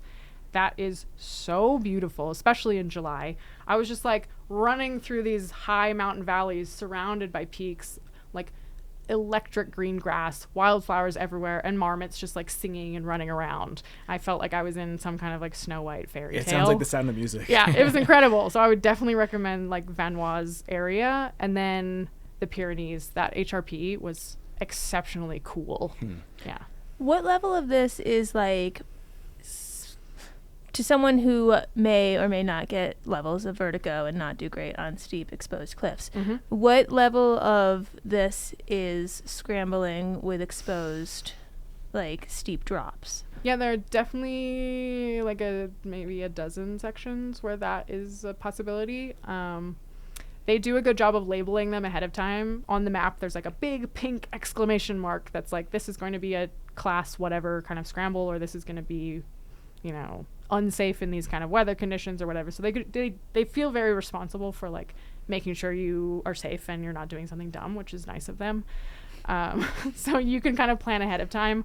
My one alternate I took that I shouldn't have was because there was too much snow in the Alps, and I sort of got halfway through this alternate and realized like, oh, this is not super safe, and there's way more snow than I was expecting, but I'm already kind of in the middle, like past the point of no return. So luckily I was with another hiker, and we just like very slowly like kick-stepped our way up and over this pass that was like, in retrospect, not a good idea. It was unsafe, generally speaking, but had I gone 10 days later, it would have been completely fine. So you just don't necessarily know. But most of the time, yeah, they're pretty well labeled. And if there's a section that's really, really technical, they will give you an alternate path that's easier, which is nice. Speaking of like it being snowier than you thought, or just the terrain in general, are you making any changes in the gear you carried for the PCT versus what you're carrying on this trail? Does your kit look different? Not at all. I basically just used all of my PCT gear and took it straight over to the Hexatrek, which was pretty nice. I didn't buy anything extra. I used all the same gear, except for I changed my backpack, but that's just because the other one didn't fit. If you were going to do that trail again, would you make any gear changes? I don't think so. I felt very comfortable with all of my gear, and the weather, I mean, yeah, it was warm enough. My sleeping bag was too warm, but I'm not going to spend another $500 on a sleeping bag just so I'm a little more comfortable. I had a 10-degree bag, and it was like way overkill, but that's what I had for the PCT, and I was like, I could have done a 20 or a 30, and it probably would have been fine. There were only a couple of nights where it dropped below 30. Is it lower elevation or higher elevation than like the PCT or even the Colorado Trail, like 13,000, 14,000? Yeah, it doesn't get up that high. You're No. typically, I think the highest point is like 3,000 meters, which is what, like 9,000? 9,000, 10,000, 10,000-ish. Where did we leave off? Money, petty cash, animals, steep exposures, steep ridges, alternate routes. The brain has to take the follow steps. trail. Let's shift gears a little bit and Yeah. talk about notable stories from your adventure. I've got a comment here about a certain camp that you arrived upon. Yes. So in stage 4, theoretically it should be the easiest section because the elevation totally dies off and you're kind of just working your way through gorges and waterways and flat like forest roads, but it also coincides with the hottest part of the year in France. So you're there in August and it's blazing hot. I was there in a heat wave, so it's like 100 degrees plus every day. So hot. But at the very beginning of stage 4, there's this section called the Gorge d'Ardèche, so the Ardèche Gorge, which is, you have to walk through it. It's really inaccessible from a lot of places. Like you can't drive to the middle of the gorge or anything, so you hike through it, which is really cool. There's actually like a tunnel that you have to take your backpack off and slide it through ahead of you and like army crawl through this tunnel, which I don't really know how that works if you're like a large backpacker. Sure. I'm like, if I were bigger, this would be much harder, but I'm like a small woman, so it's fine. But yeah, so I'm doing that day, and about halfway through the gorge, I'm kind of like trucking along the beach and up and over the cliffs and whatever. And I look to my right, and there's 2 people laying on like a beach mat naked. And I was like, well, it is pretty hot. Like, whatever. We're in France, a couple of butts, no big deal. On the left is the river, and I look into the river. I'm like, everyone's swimming naked. Okay, like, cool. Like, it is really hot, so I'm not thinking too much of it. And I look at my map. My map says there's a cafe in the middle of this, like, I don't know, 18-mile stretch of gorge that I'm walking through. And I'm like, how weird. Well, might as well go check it out, see if they got a Coke or something. I can, grab a beverage. And as I'm like turning up to go up this like set of stairs, I'm looking left and I'm looking right, and people are like camping. There's tents. People are playing volleyball, playing games, doing whatever. And everyone is naked. I'm like, well, it's a little different to be naked, not in the water. Naked doing your chores, naked making your dinner. Like, I checked my map again and realized it's called the Camp of the Naturists. Me not thinking naturist equals nudist. I wouldn't have put that together. No, me neither. So I'm now in a nudist encampment. And I'm like, well, cool. All right. So I continue walking up to this little like general store / cafe. And even the staff are all naked. The woman behind the cash register, fully nude, taking my order, and now I am the odd man out because I'm fully clothed in my backpack. You felt weird. Did you feel pressure to join them? Honestly, no. So I walk into the little store and I'm looking around, and this like kind of older Dutch guy starts chatting to me like, oh, what are you doing? Because now I'm the odd one. I'm not the naked one. So we start chatting, and he ends up like, oh, let me get your drink for you. So he bought me a Coke and an ice cream, and I went and sat down with him and his group of friends.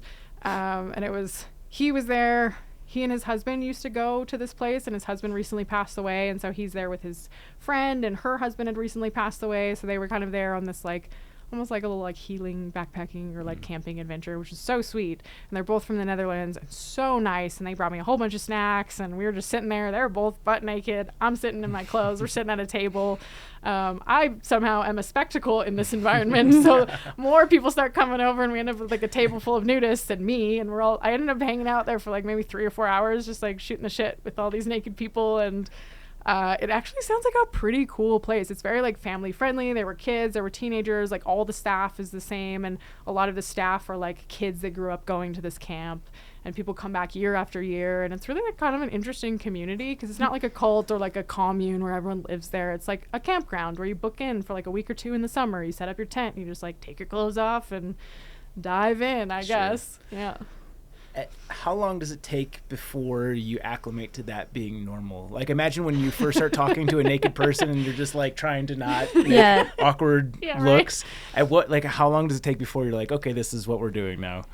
At this point in my life, it happened very quickly. But I think that's partly because I lived in Germany for so long, and they're a very like naked friendly culture. Mm-hmm. They have a community sauna culture, where the first time I went into a community sauna, I was wearing a bathing suit and got told off. Like, you can't wear that here. And I was like, pardon me? I want to see your boobs. Right? Like, this man is like, you can't wear that here. It's unsanitary. And I'm like, pardon me? Yeah. It's unsanitary? Yeah. That's an interesting but they've got a very excuse. particular way you're supposed to put your towels down. Like, you have to sit on a towel, your feet are on the towel, your butt's on the towel. Like, you're not touching the wood.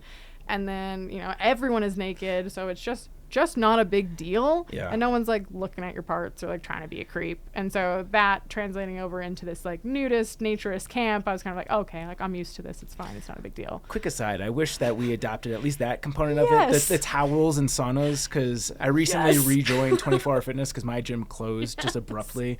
And no one's naked, obviously. It's a co-ed sauna in America.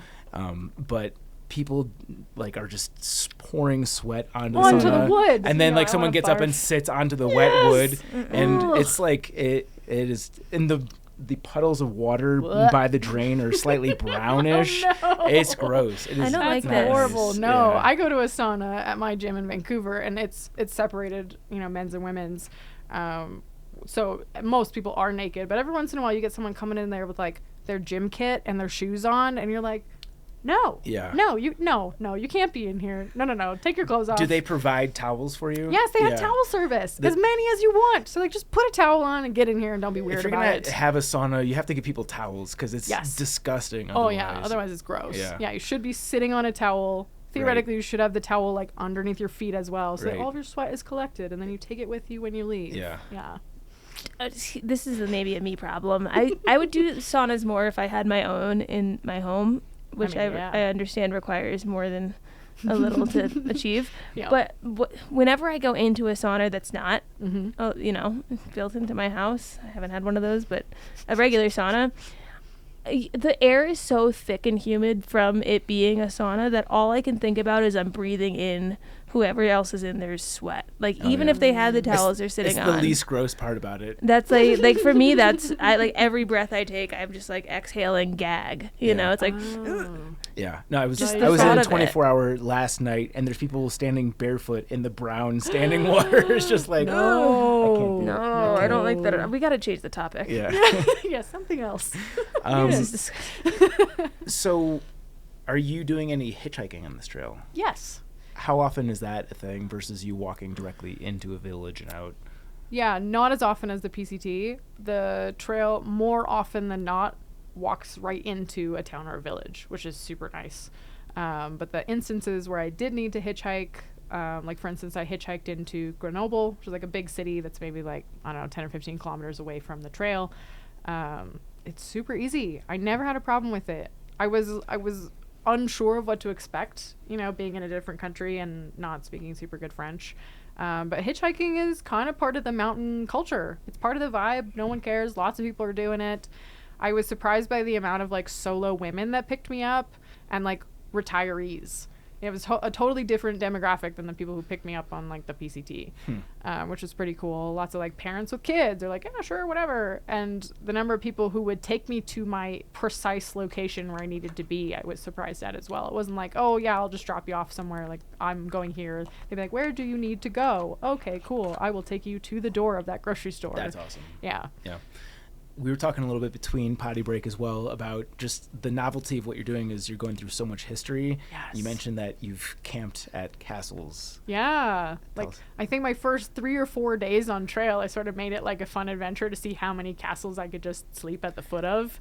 And yeah, like, you can go a pretty long ways, like camping at a castle. That's awesome. Can you get in them? Some of them, yeah. Some of them are like ruins, and I did camp inside one of them, like in the courtyard of one. I wasn't really supposed to be camping there, but I sort of ran out of options. I was like in an awkward zone at the end of the day and was like, well, if I put my tent up here, probably no one will care, and no one did, and that was really nice. But others, yeah, it's like some 500, 600-year-old castle that's just kind of in a particular state of ruin, not ruin, and yeah, there's lots of flat ground around them, and you can just pitch your tent and wake up in the morning to like French history, which is pretty cool. Are you getting any ghosty vibes at any of these? I never did. No, but I could see how that could be a thing. Do you believe I never in really thought ghosts? about it. I don't know. I try not to think about it because it creeps me out, honestly. Did you see the video of the Tesla going through the graveyard? No. Oh, this Was is it detecting things? It's all over Instagram because the just slam display me on on the brakes, Tesla, right? like it shows humans Yeah. walking around when humans are walking around. And it was this person at night in a cemetery, and it was just all these people like walking around and like popping up out of nowhere. That's got to be. Yeah, they were like I yelling hate at their that. friend to I get back hate in the that. car. Yeah. So that's been on social media this week. Okay. Yeah. So I don't know if I like believe in them, but I could still get a weird vibe. Yeah. Like, you know what? I'll just not think about it. That's I fine. scare easily. That's Yeah, all. right? That's Yeah. all I need. Yeah. If you're going to redo the trail, would you start at the same time?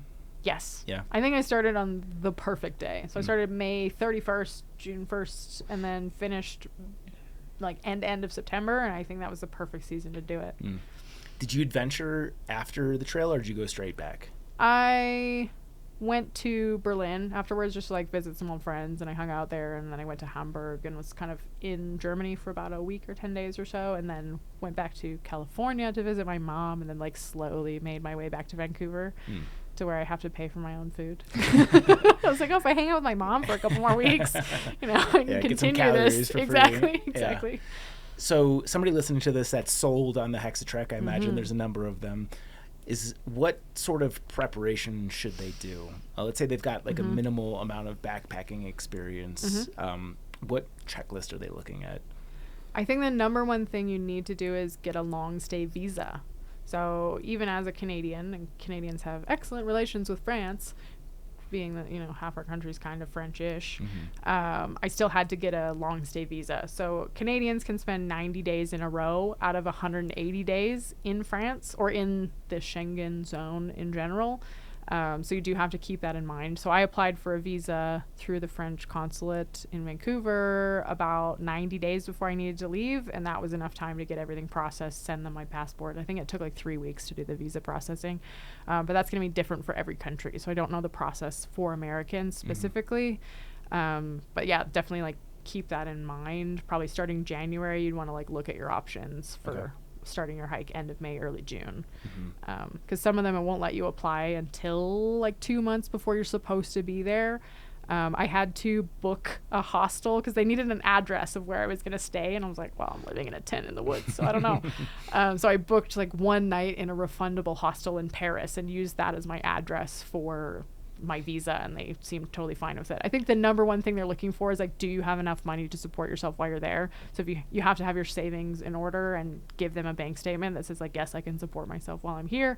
And then they go, okay, cool, as long as you're not going to be like a drain on the French economy, like come on board, like it's fine.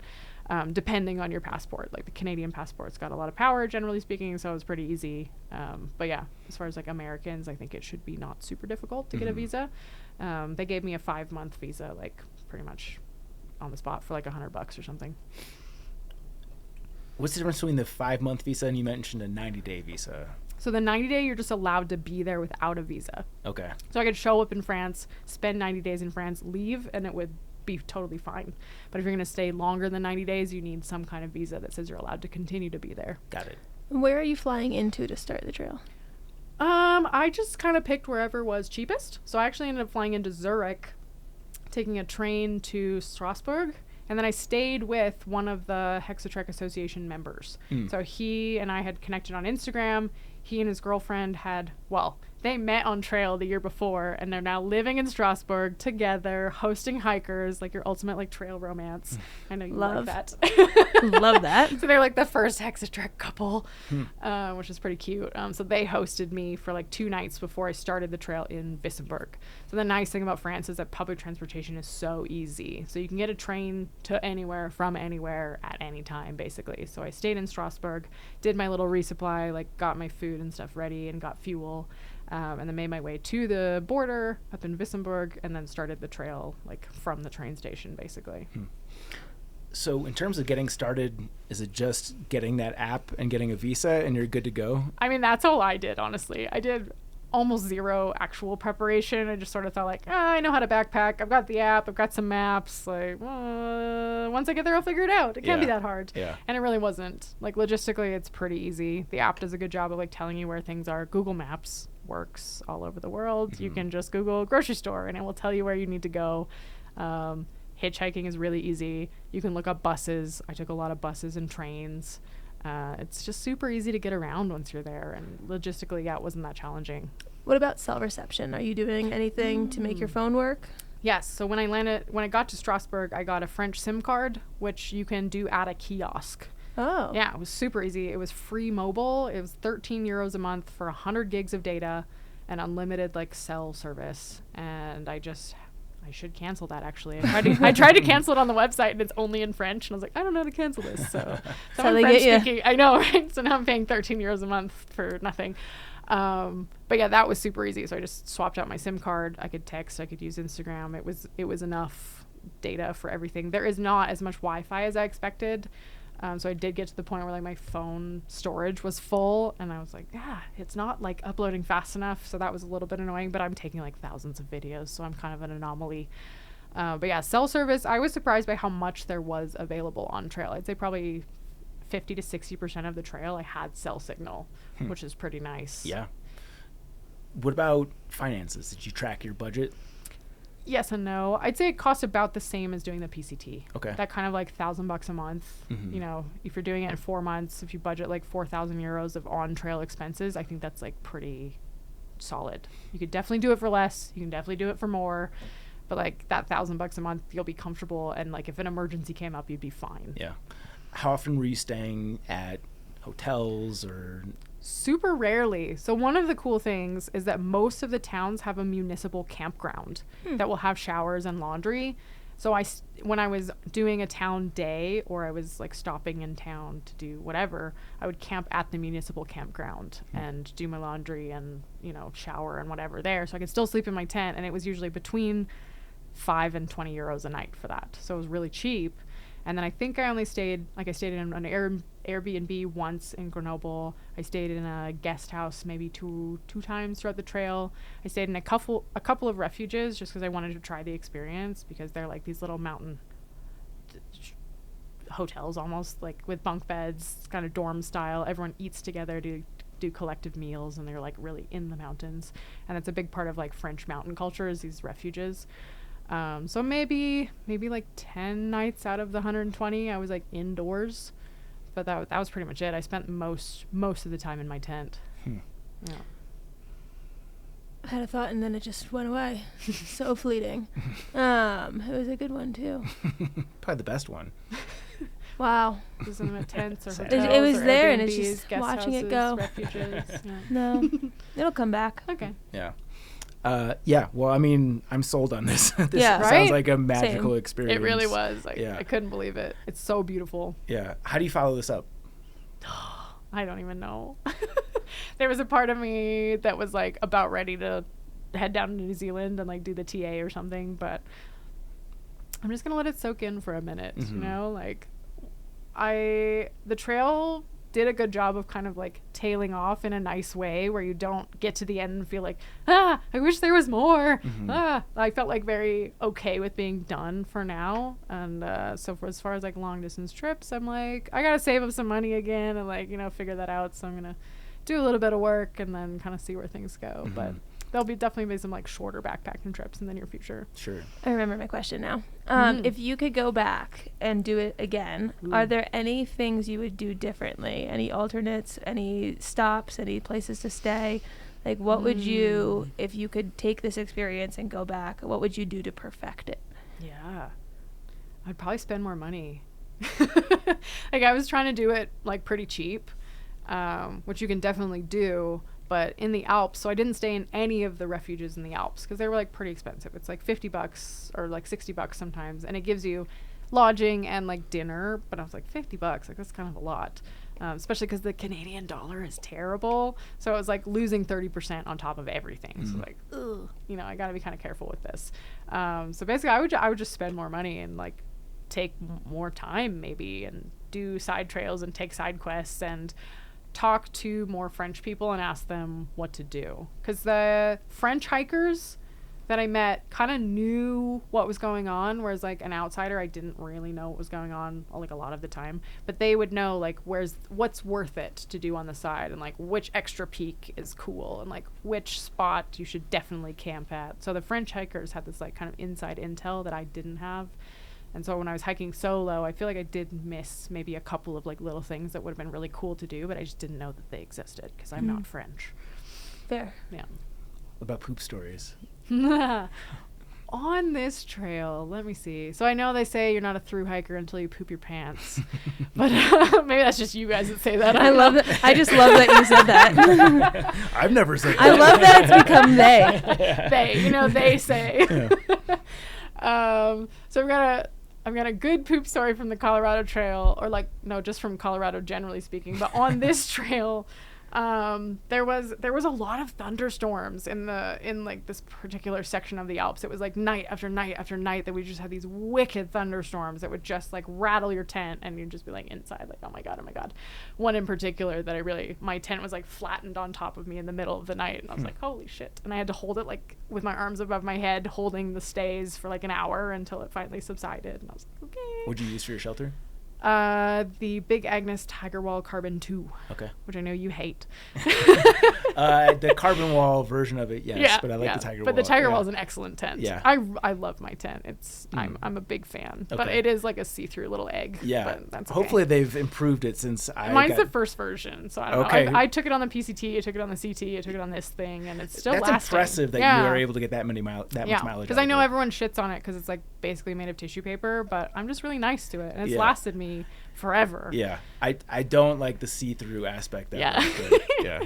Yeah, just pretend. But when you're in a nudist colony, that's how it goes. Who cares? Whatever. Yeah. But yeah, so there was one particular night, and it was a thunderstorm, and I woke up in the morning, and it's still thundering and lightning, and you wake up in the morning, like that kind of 6 a.m. alarm clock is like me having to poop in the morning. It's just, and there's not a lot of time to mess around. Yeah. And it's pouring rain, and I was camped outside of a refuge, so it wasn't a situation where I could just like hop out of my tent and go take a poop because it's like someone's property, and I'm like, and there's an outhouse that's maybe like, 500 yards away or something. And I'm like, okay, it's pouring rain, and I'm like, I can just wait. Maybe I'll just wait until it stops raining. But, you wait and you wait and you wait and wait. And then, your body says, no, you waited too long. You waited too long. And you just don't quite make it all the way to the outhouse comfortably. So that was my official, I guess, I get to claim the thru-hiker title because I pooped my pants a little bit. just a little bit. And then, just a scope. Just like a little bit. Not like full on. Just enough to... tick that box. Yeah, sure. That's all part of it. You gotta budget that in. Yeah. But on the Colorado trail. Yeah. So I was actually I was doing a 14er with some of my trail friends from the PCT. I was visiting them, and we did Mount Snuffles. Yeah. You done that one before? Mm-hmm. Yeah. But so we camped at Blue Lakes or whatever it is, and we got up at like 4 a.m. to start this hike. So we'd beat the thunderstorms at the top. But 4 a.m. is not the time when your body needs to take a poop. So I had not taken my morning poop. Anyway, so we're halfway up or whatever, and we'd taken a dog with us. And I went off trail to take a pee, or what I thought was going to just be a pee. So my backpack is back with my friends, and I am over the little crest of this ridge. And squat down, your body goes, oh, we're gonna take a poop, and you're like, no, I don't have any of my equipment for this. I don't have my shovel or my toilet paper or anything. And this is when the dog decides it's a really good idea to get up in my business. Johnson knows all about this. I know all about this. Yeah. It's very stressful. Yeah, so pee turns into an unexpected poop, and the dog takes my poop out from under me in its mouth, runs it over to my friends, and drops it in front of them like a nice little gift. So not only am I like trying to secret poop without my friends knowing because I don't have a shovel, now it is on display for all of them to see because she has delivered this poop to my friends. So thanks Carol for that. Her name is Carol Baskins. Isn't that the name of the Tiger King lady? It is. Yeah. So the Carol dog, Baskins, Carol that Baskins, bitch. took my poop and brought it to my friends. That's the name of the dog, not dog your is- friend. No, Got no, it. Yeah. The dog is named Carol Baskins. Wow. So she's a little Imagine punk. yelling Carol. Yeah. Bring Carol, back bring my back my shit. poop. Yeah.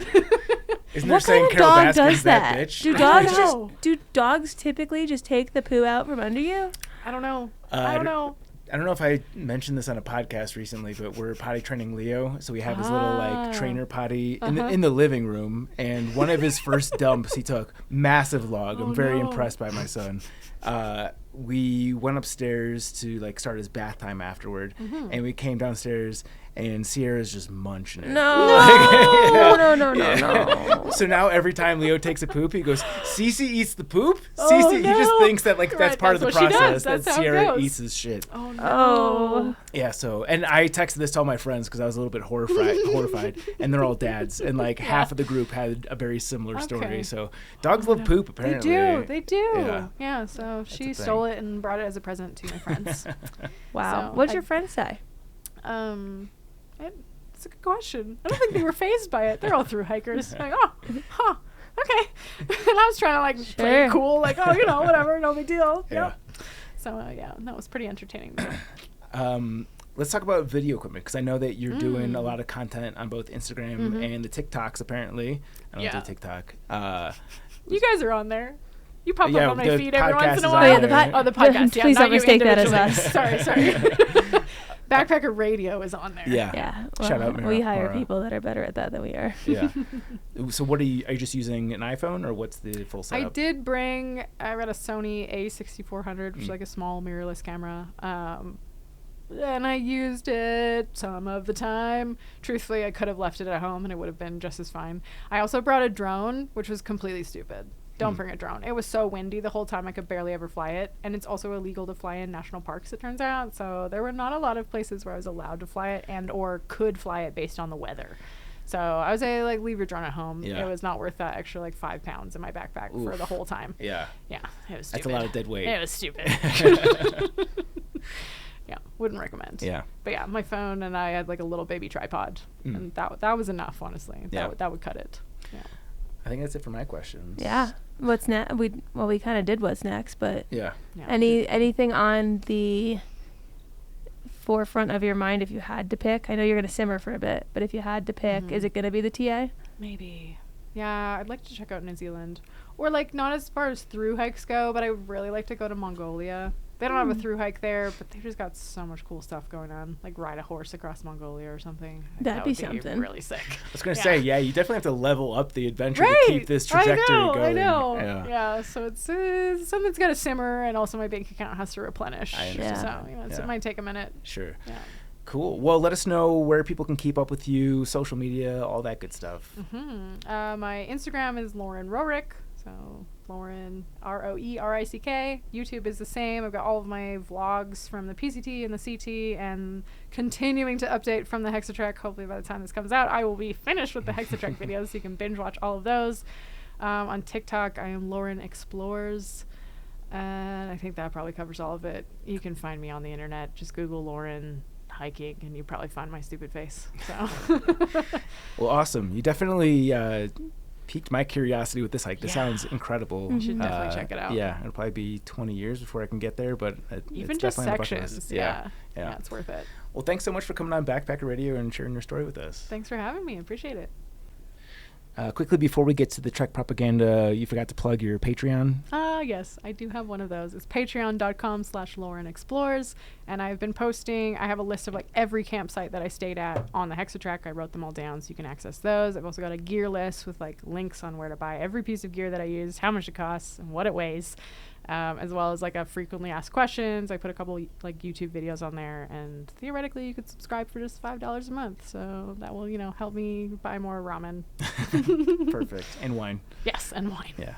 Okay, to the Trek propaganda portion of today's show. Be remiss not to mention this article for a couple of reasons. This is iconic Appalachian Trail viewshed officially preserved after ATC's multi-year effort by Colleen Goldhorn. We've definitely mentioned her on this podcast many times. Chance knows her because she's best friends with Harper. I love her. Yeah.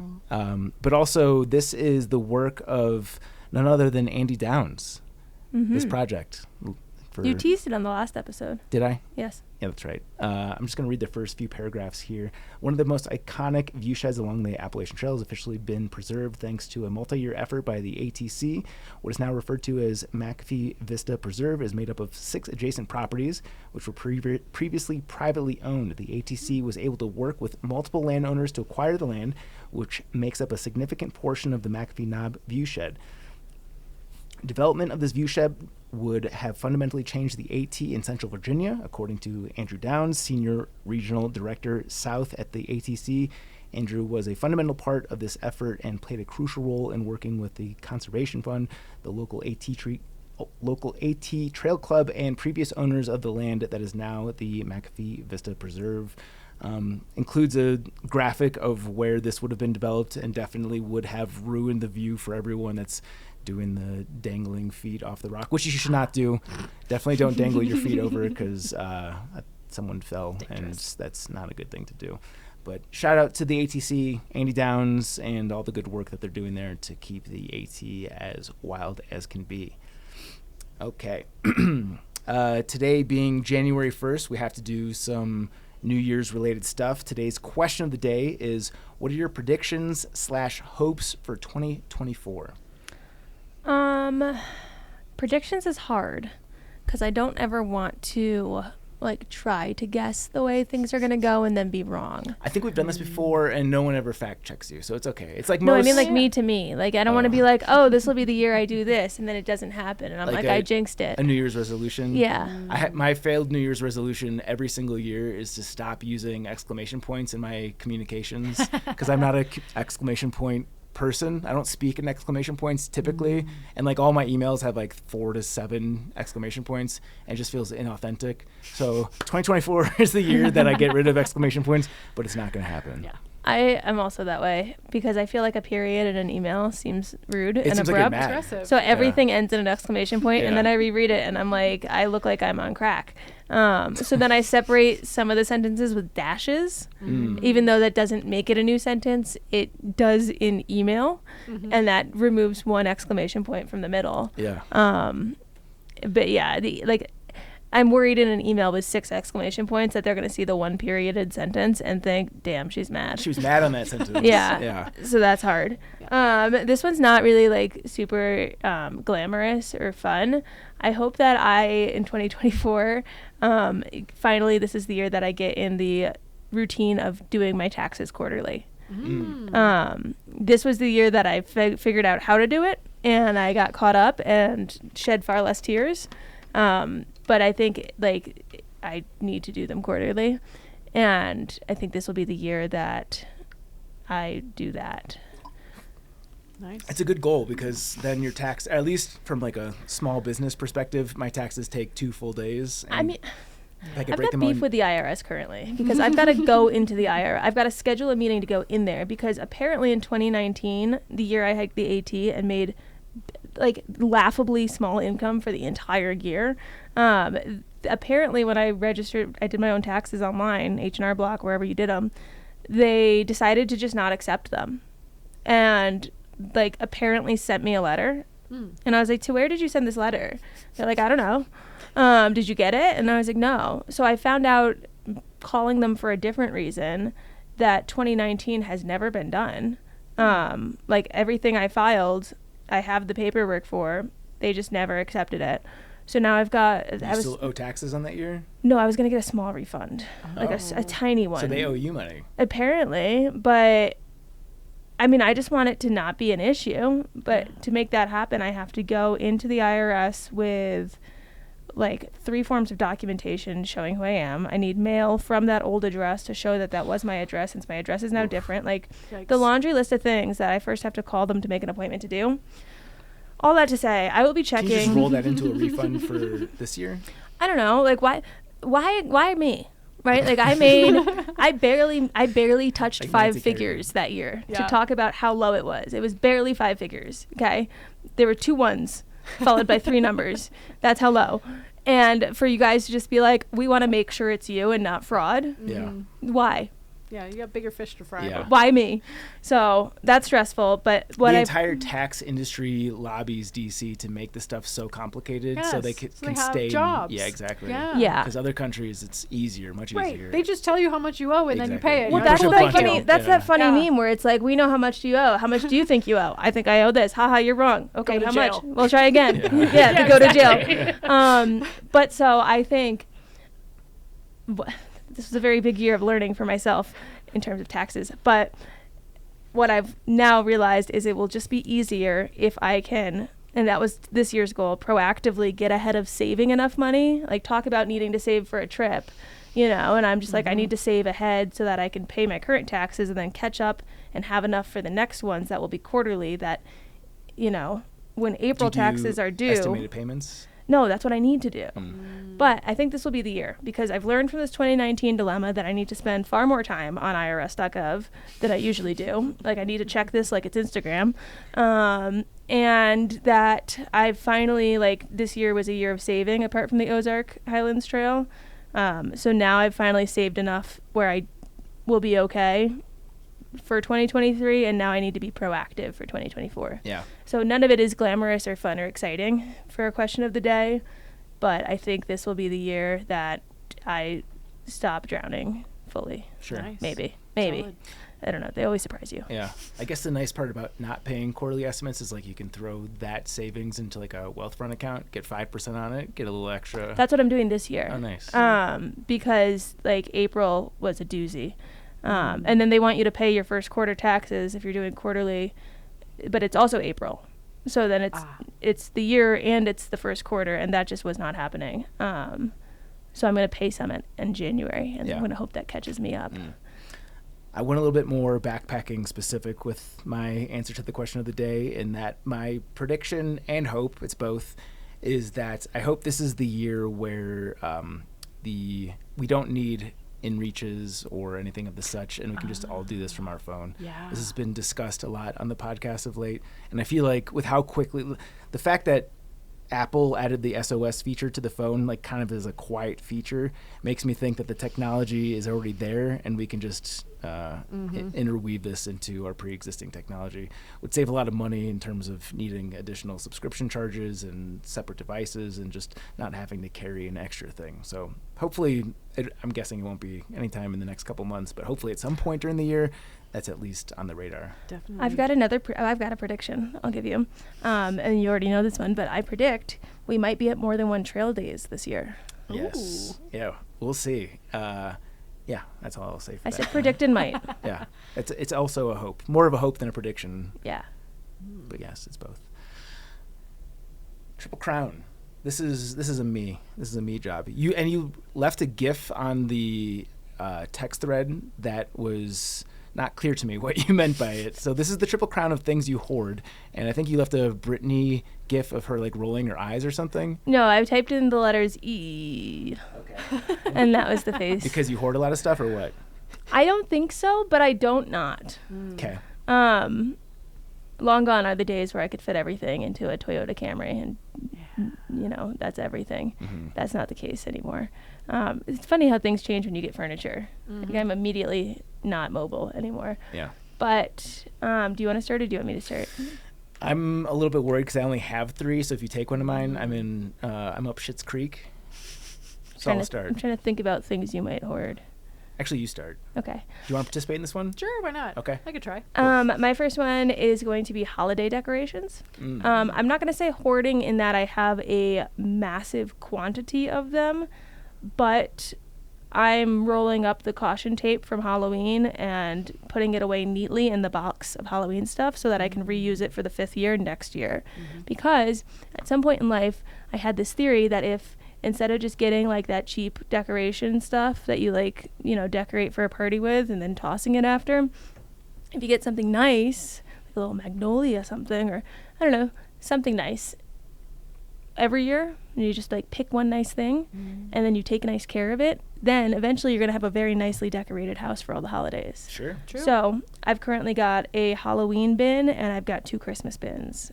And I've got I don't really care about Thanksgiving decorations because you take down Halloween and then you get a break and then it's right into Christmas.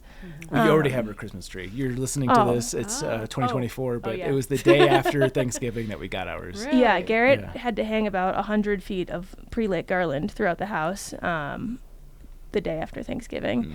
And I've got the tree up. I've got a lot of those little cute gnomes. You know how gnomes and Santa hats are kind of a thing now? I've got those. I've got one year, I think it was the AT year, I got a nutcracker that is holding skis, which feels very Colorado.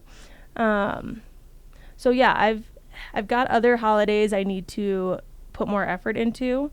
But I think if I hoard my holiday decorations, then I won't spend as much money and my house will look nicer. Yeah. And I love festive decorations. Sure.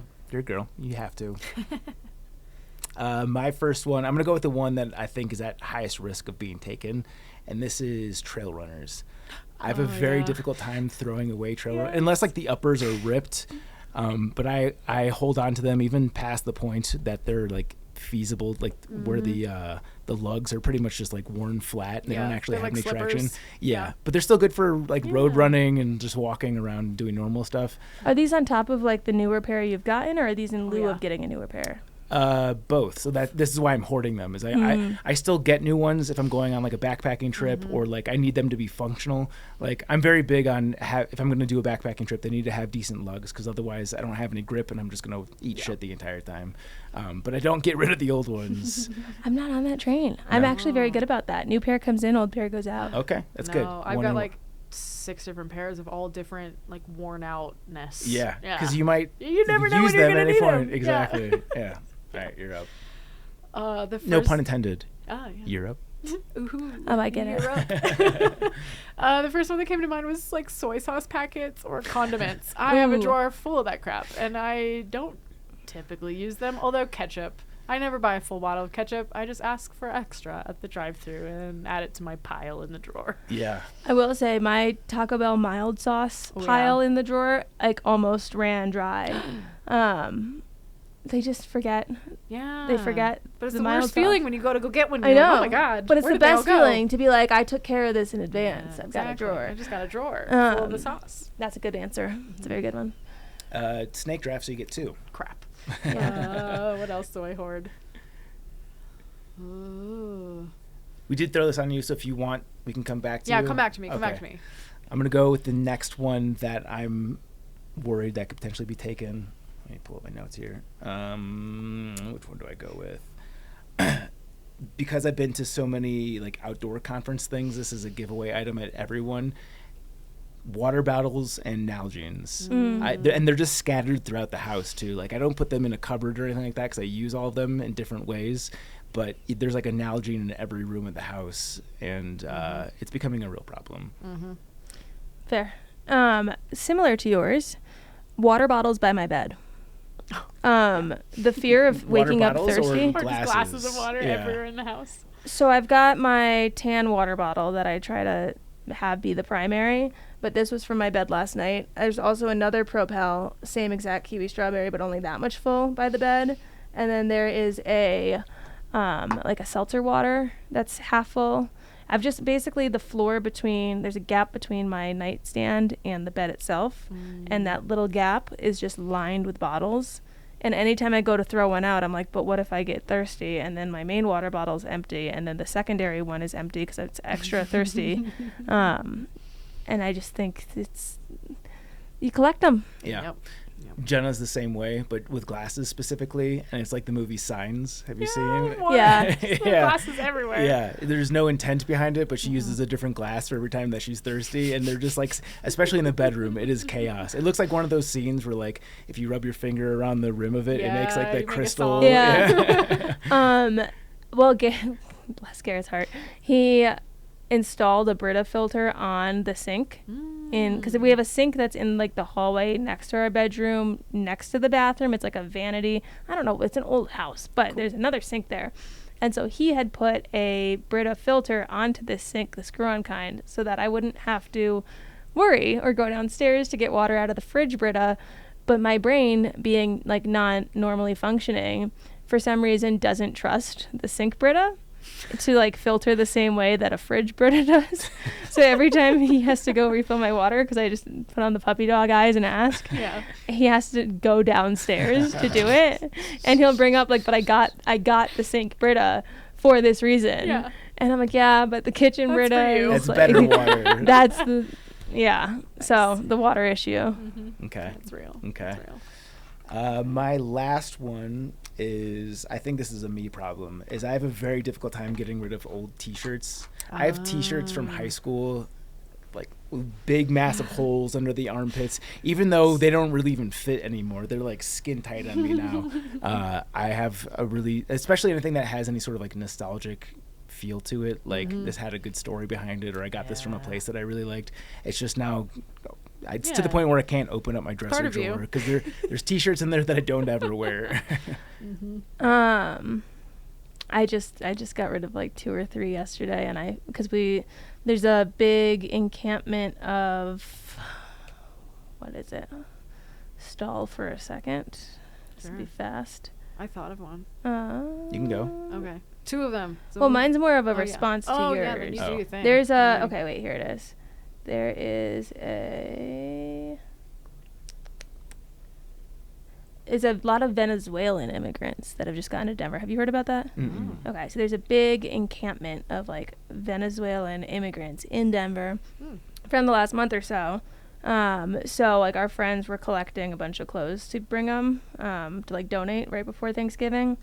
And it turned out, because I was asking like, why the hell would you send people to like Denver, Colorado right before winter? Like November, Colorado doesn't seem like this. Especially when from near the equator. From Venezuela. Exactly. But she was saying that we're an asylum state or a sanctuary state, which means that they won't be deported, and we provide housing and such for them. She did some research on it.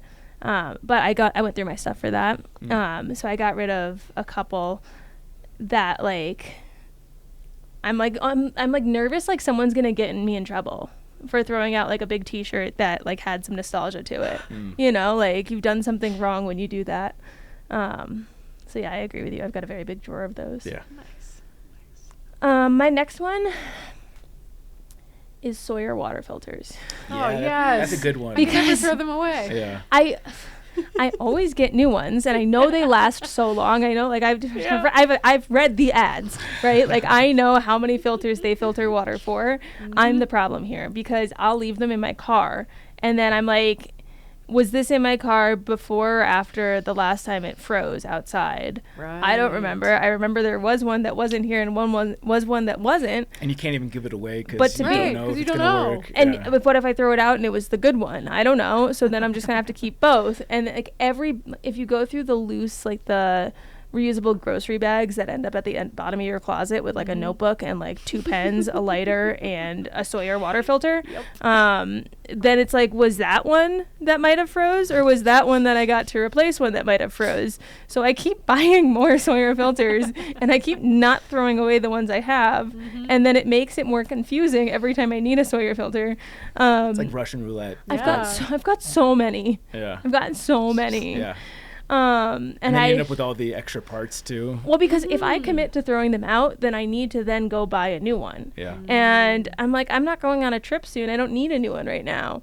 So then I'll wait till I'm about to go on a trip, but then I'm trip stressed and I'm packing for the trip, and it's like, this isn't the time I'm going to go through all my bags and go through my car. And so then I just get the new filter and the cycle continues. I have so many. That's a good one. Yeah, fair. Okay, you're up. Yeah. So stickers.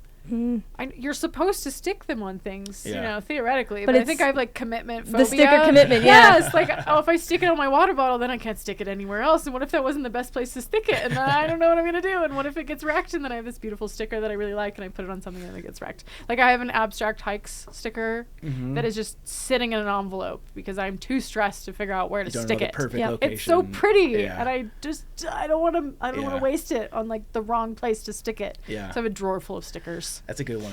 I've got a lot of stickers, even in this office, just because like, I can't find the right place for it. It's like it's a real commitment to stick that on there. Yeah. Then it's done. You can't put it anywhere else. Totally. Yeah.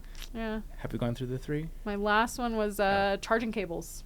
Yeah, that's a great one. Because I got a whole drawer full of charging cables for random crap that I'm like, maybe I will need that in the future. That very specific end to that thing I don't probably own anymore. Especially going internationally too, because you've got adapters and whatnot. You've got adapters and all this stuff. I just have a drawer full of cables that I'm like, maybe I'll just leave those there. I've got my box. Yeah, right. Everyone's My got box of cables. I actually, when we moved into this new place, it's a pretty decorative box, so you wouldn't know it was full of these cables. But this time, instead of it being in the back corner underneath my bed, I put it like on a shelf, so it looks like artsy. If anyone opened it, it's like the yellow and the white and the red cord that go into the VCR. It's a bunch of weird shit. Yeah. But what if? I don't even think you need those anymore, because what if? Like HDMI. I don't even own a TV. But what if? Guys, but what if? What if? Yeah, you can't throw it away. Like I have one that is like a USB CD drive that like you can like for when the laptops, why did I not remember the word laptop there, when they took out the CD slot. I got the one that would plug in with the USB, because I'm like, why would you never have a CD slot? Like, you need that. How do you watch DVDs? That's in the box in case I need that. What's in the box? Yeah. And sometimes my brain is like, well, the garbage is not the right place for those either. Like I think like there's got to be a recycle or something. Like shouldn't just throw it in the garbage. It feels wrong. And so it just sits in the box in my house forever, and it will probably be there till I die. Yeah. I think that's the definition of hoarding. I think so. When you got trash that's just sitting in a box. Absolute garbage in a box in my house. Yeah, totally. Yeah. Sweet. Any honorable mentions? Did you have the last one? Did we do that? That was 3. Yeah. That was 3. Okay. The last one I'll mention is, now that I've got kids, toys. Lots of toys. Totally. Though I will say, hoard that shit, because we've got 3 of them, so that's the justification. You pass them down. Yeah. Glare through this microphone. There are many toys that I loved that I knew had gone into bags in the attic that I was like, that's okay, I'll get them down the road when I like move out, go somewhere different. Well, now all the bags in the attic aren't in the attic, and we don't even have that attic as our attic anymore. And it's like, well, where is my Princess Diana Beanie Baby? You know, where all that was your retirement fund. All 30 bears that I spent ages collecting. I had a life-size Charmander pillow. Toy plush that I liked so much that I got 2 more, so that I was the kid with like 3 life-size Charmander plush toys, and like the order of like pilling on the plush was how much I liked each of them, and those went to the attic, and I was like, that's fine, I'll have them to look back on later. Nope, they're not in the attic anymore. So like, are Beanie Babies worth something still? It's not about the price. It's about the fact that I like fell asleep holding these things for ages. I had, because I was allergic to dogs, and I could not have a dog or even pet other people's dogs or sleep at people's houses with dogs. So I had a collection of dog stuffed animals. I had a green one named Coco. There was a red one named Flame. There was a yellow one named Puppy. There was a small green one named Buttons. There was a small white one named Frost. I can go through every name of all of these dogs. Where are they? And I'm yelling this. I'm yelling this through the mic, because I know my dad is listening through the house speakers. So this will be playing on the speakers through the house. I have not forgotten, and I will not forget. So hoard those. Yeah. Don't throw them out. Okay. Fair. Let them throw them out. My view is that the more toys that you have, the less you appreciate each individual toy. So I'm trying to do what I'm trying to say about the trail runners, one in, one out, is that like if you've got a million toys, you don't actually appreciate, like your appreciation for toys in general is the same. So it's just spread out amongst more toys as opposed to actually appreciating the individual toys. Yes. But I think, unless it's like children. Like, you have more and you love one less? No. Yeah, I would what? hope that the inanimate objects it's is infinite, different right? than I yeah, saw your it- love just grows. I More saw- toys, more love. I saw a meme the other day that said, "Do you think twins realize that one of them was unplanned?" Oh no! And that made me think of you. Huh? They'll know. They'll know. Make sure I tell them every day. Right. Yeah, nostalgia. I think nostalgia goes hand in hand with hoarding. 'Cause Yeah. I think one Totally. severely affects the other. Yeah. Hmm. Yeah. Mailbag. Mailbag. I'm hoping you can help me locate the name of a past sponsor for hangover prevention assistance. While I'm a huge advocate of moderation, I'm going to be trekking in Argentina and I'm a bit concerned about the only drinking wine and whiskey mentality there. How it will assuredly wreck my almost 40-year-old body and make my once-in-a-lifetime trek miserable. Any help would be appreciated. Z-Biotics. Yes. Yeah, we were doing those on the Wisconsin. Wisconsin trip. Yes. Did they work? The The science behind it is interesting. I was a lot more chipper with a broken hangover face than like maybe I could have Yeah. been. Yeah. I think it gets to the point where you drink so much that nothing works. Yeah, it's like I wish I could see a side-by-side comparison. Yeah, like that's the problem. Is you this don't- is what your day would have been like Right. had you not drank Yeah, this. your face would be intact. I I guess. will say on Thanksgiving, I brought a bag of Element and we were Nice. mixing them with everything. Smart. I drank like 3 Elements on Thanksgiving. Smart. Yeah, I good still call. woke up throwing up. Oh no. So Oh no. hit and miss. Yeah. Fair. 5-star review. This is from Chrissa Lacord. Crisalo Card. Keeps this hiker going. I discovered this podcast a few years back and absolutely love it. I listen while I hike or when I go for long runs. As an aspiring thru hiker, I love listening to all the detailed information about the various trails, different gear, and funny mishaps along the way. The guests are always interesting, and the host banter is hilarious. I often find myself commenting out loud to no one as I listen to these conversations. Plus, poop stories. Thank you, Lauren. As both a hiker and a person who has worked in childcare for almost 20 years, I can truly appreciate a good poop story. I'm looking forward to hearing more about Zach's adventures in potty training with his littles. That's perfect How does timing. Rachel know? Perfect. Yeah. Keep up the great cast. Happy hiking. Yeah, well, ask and you shall receive because we got a great potty training story today. Thank you, Sierra. Sticker code.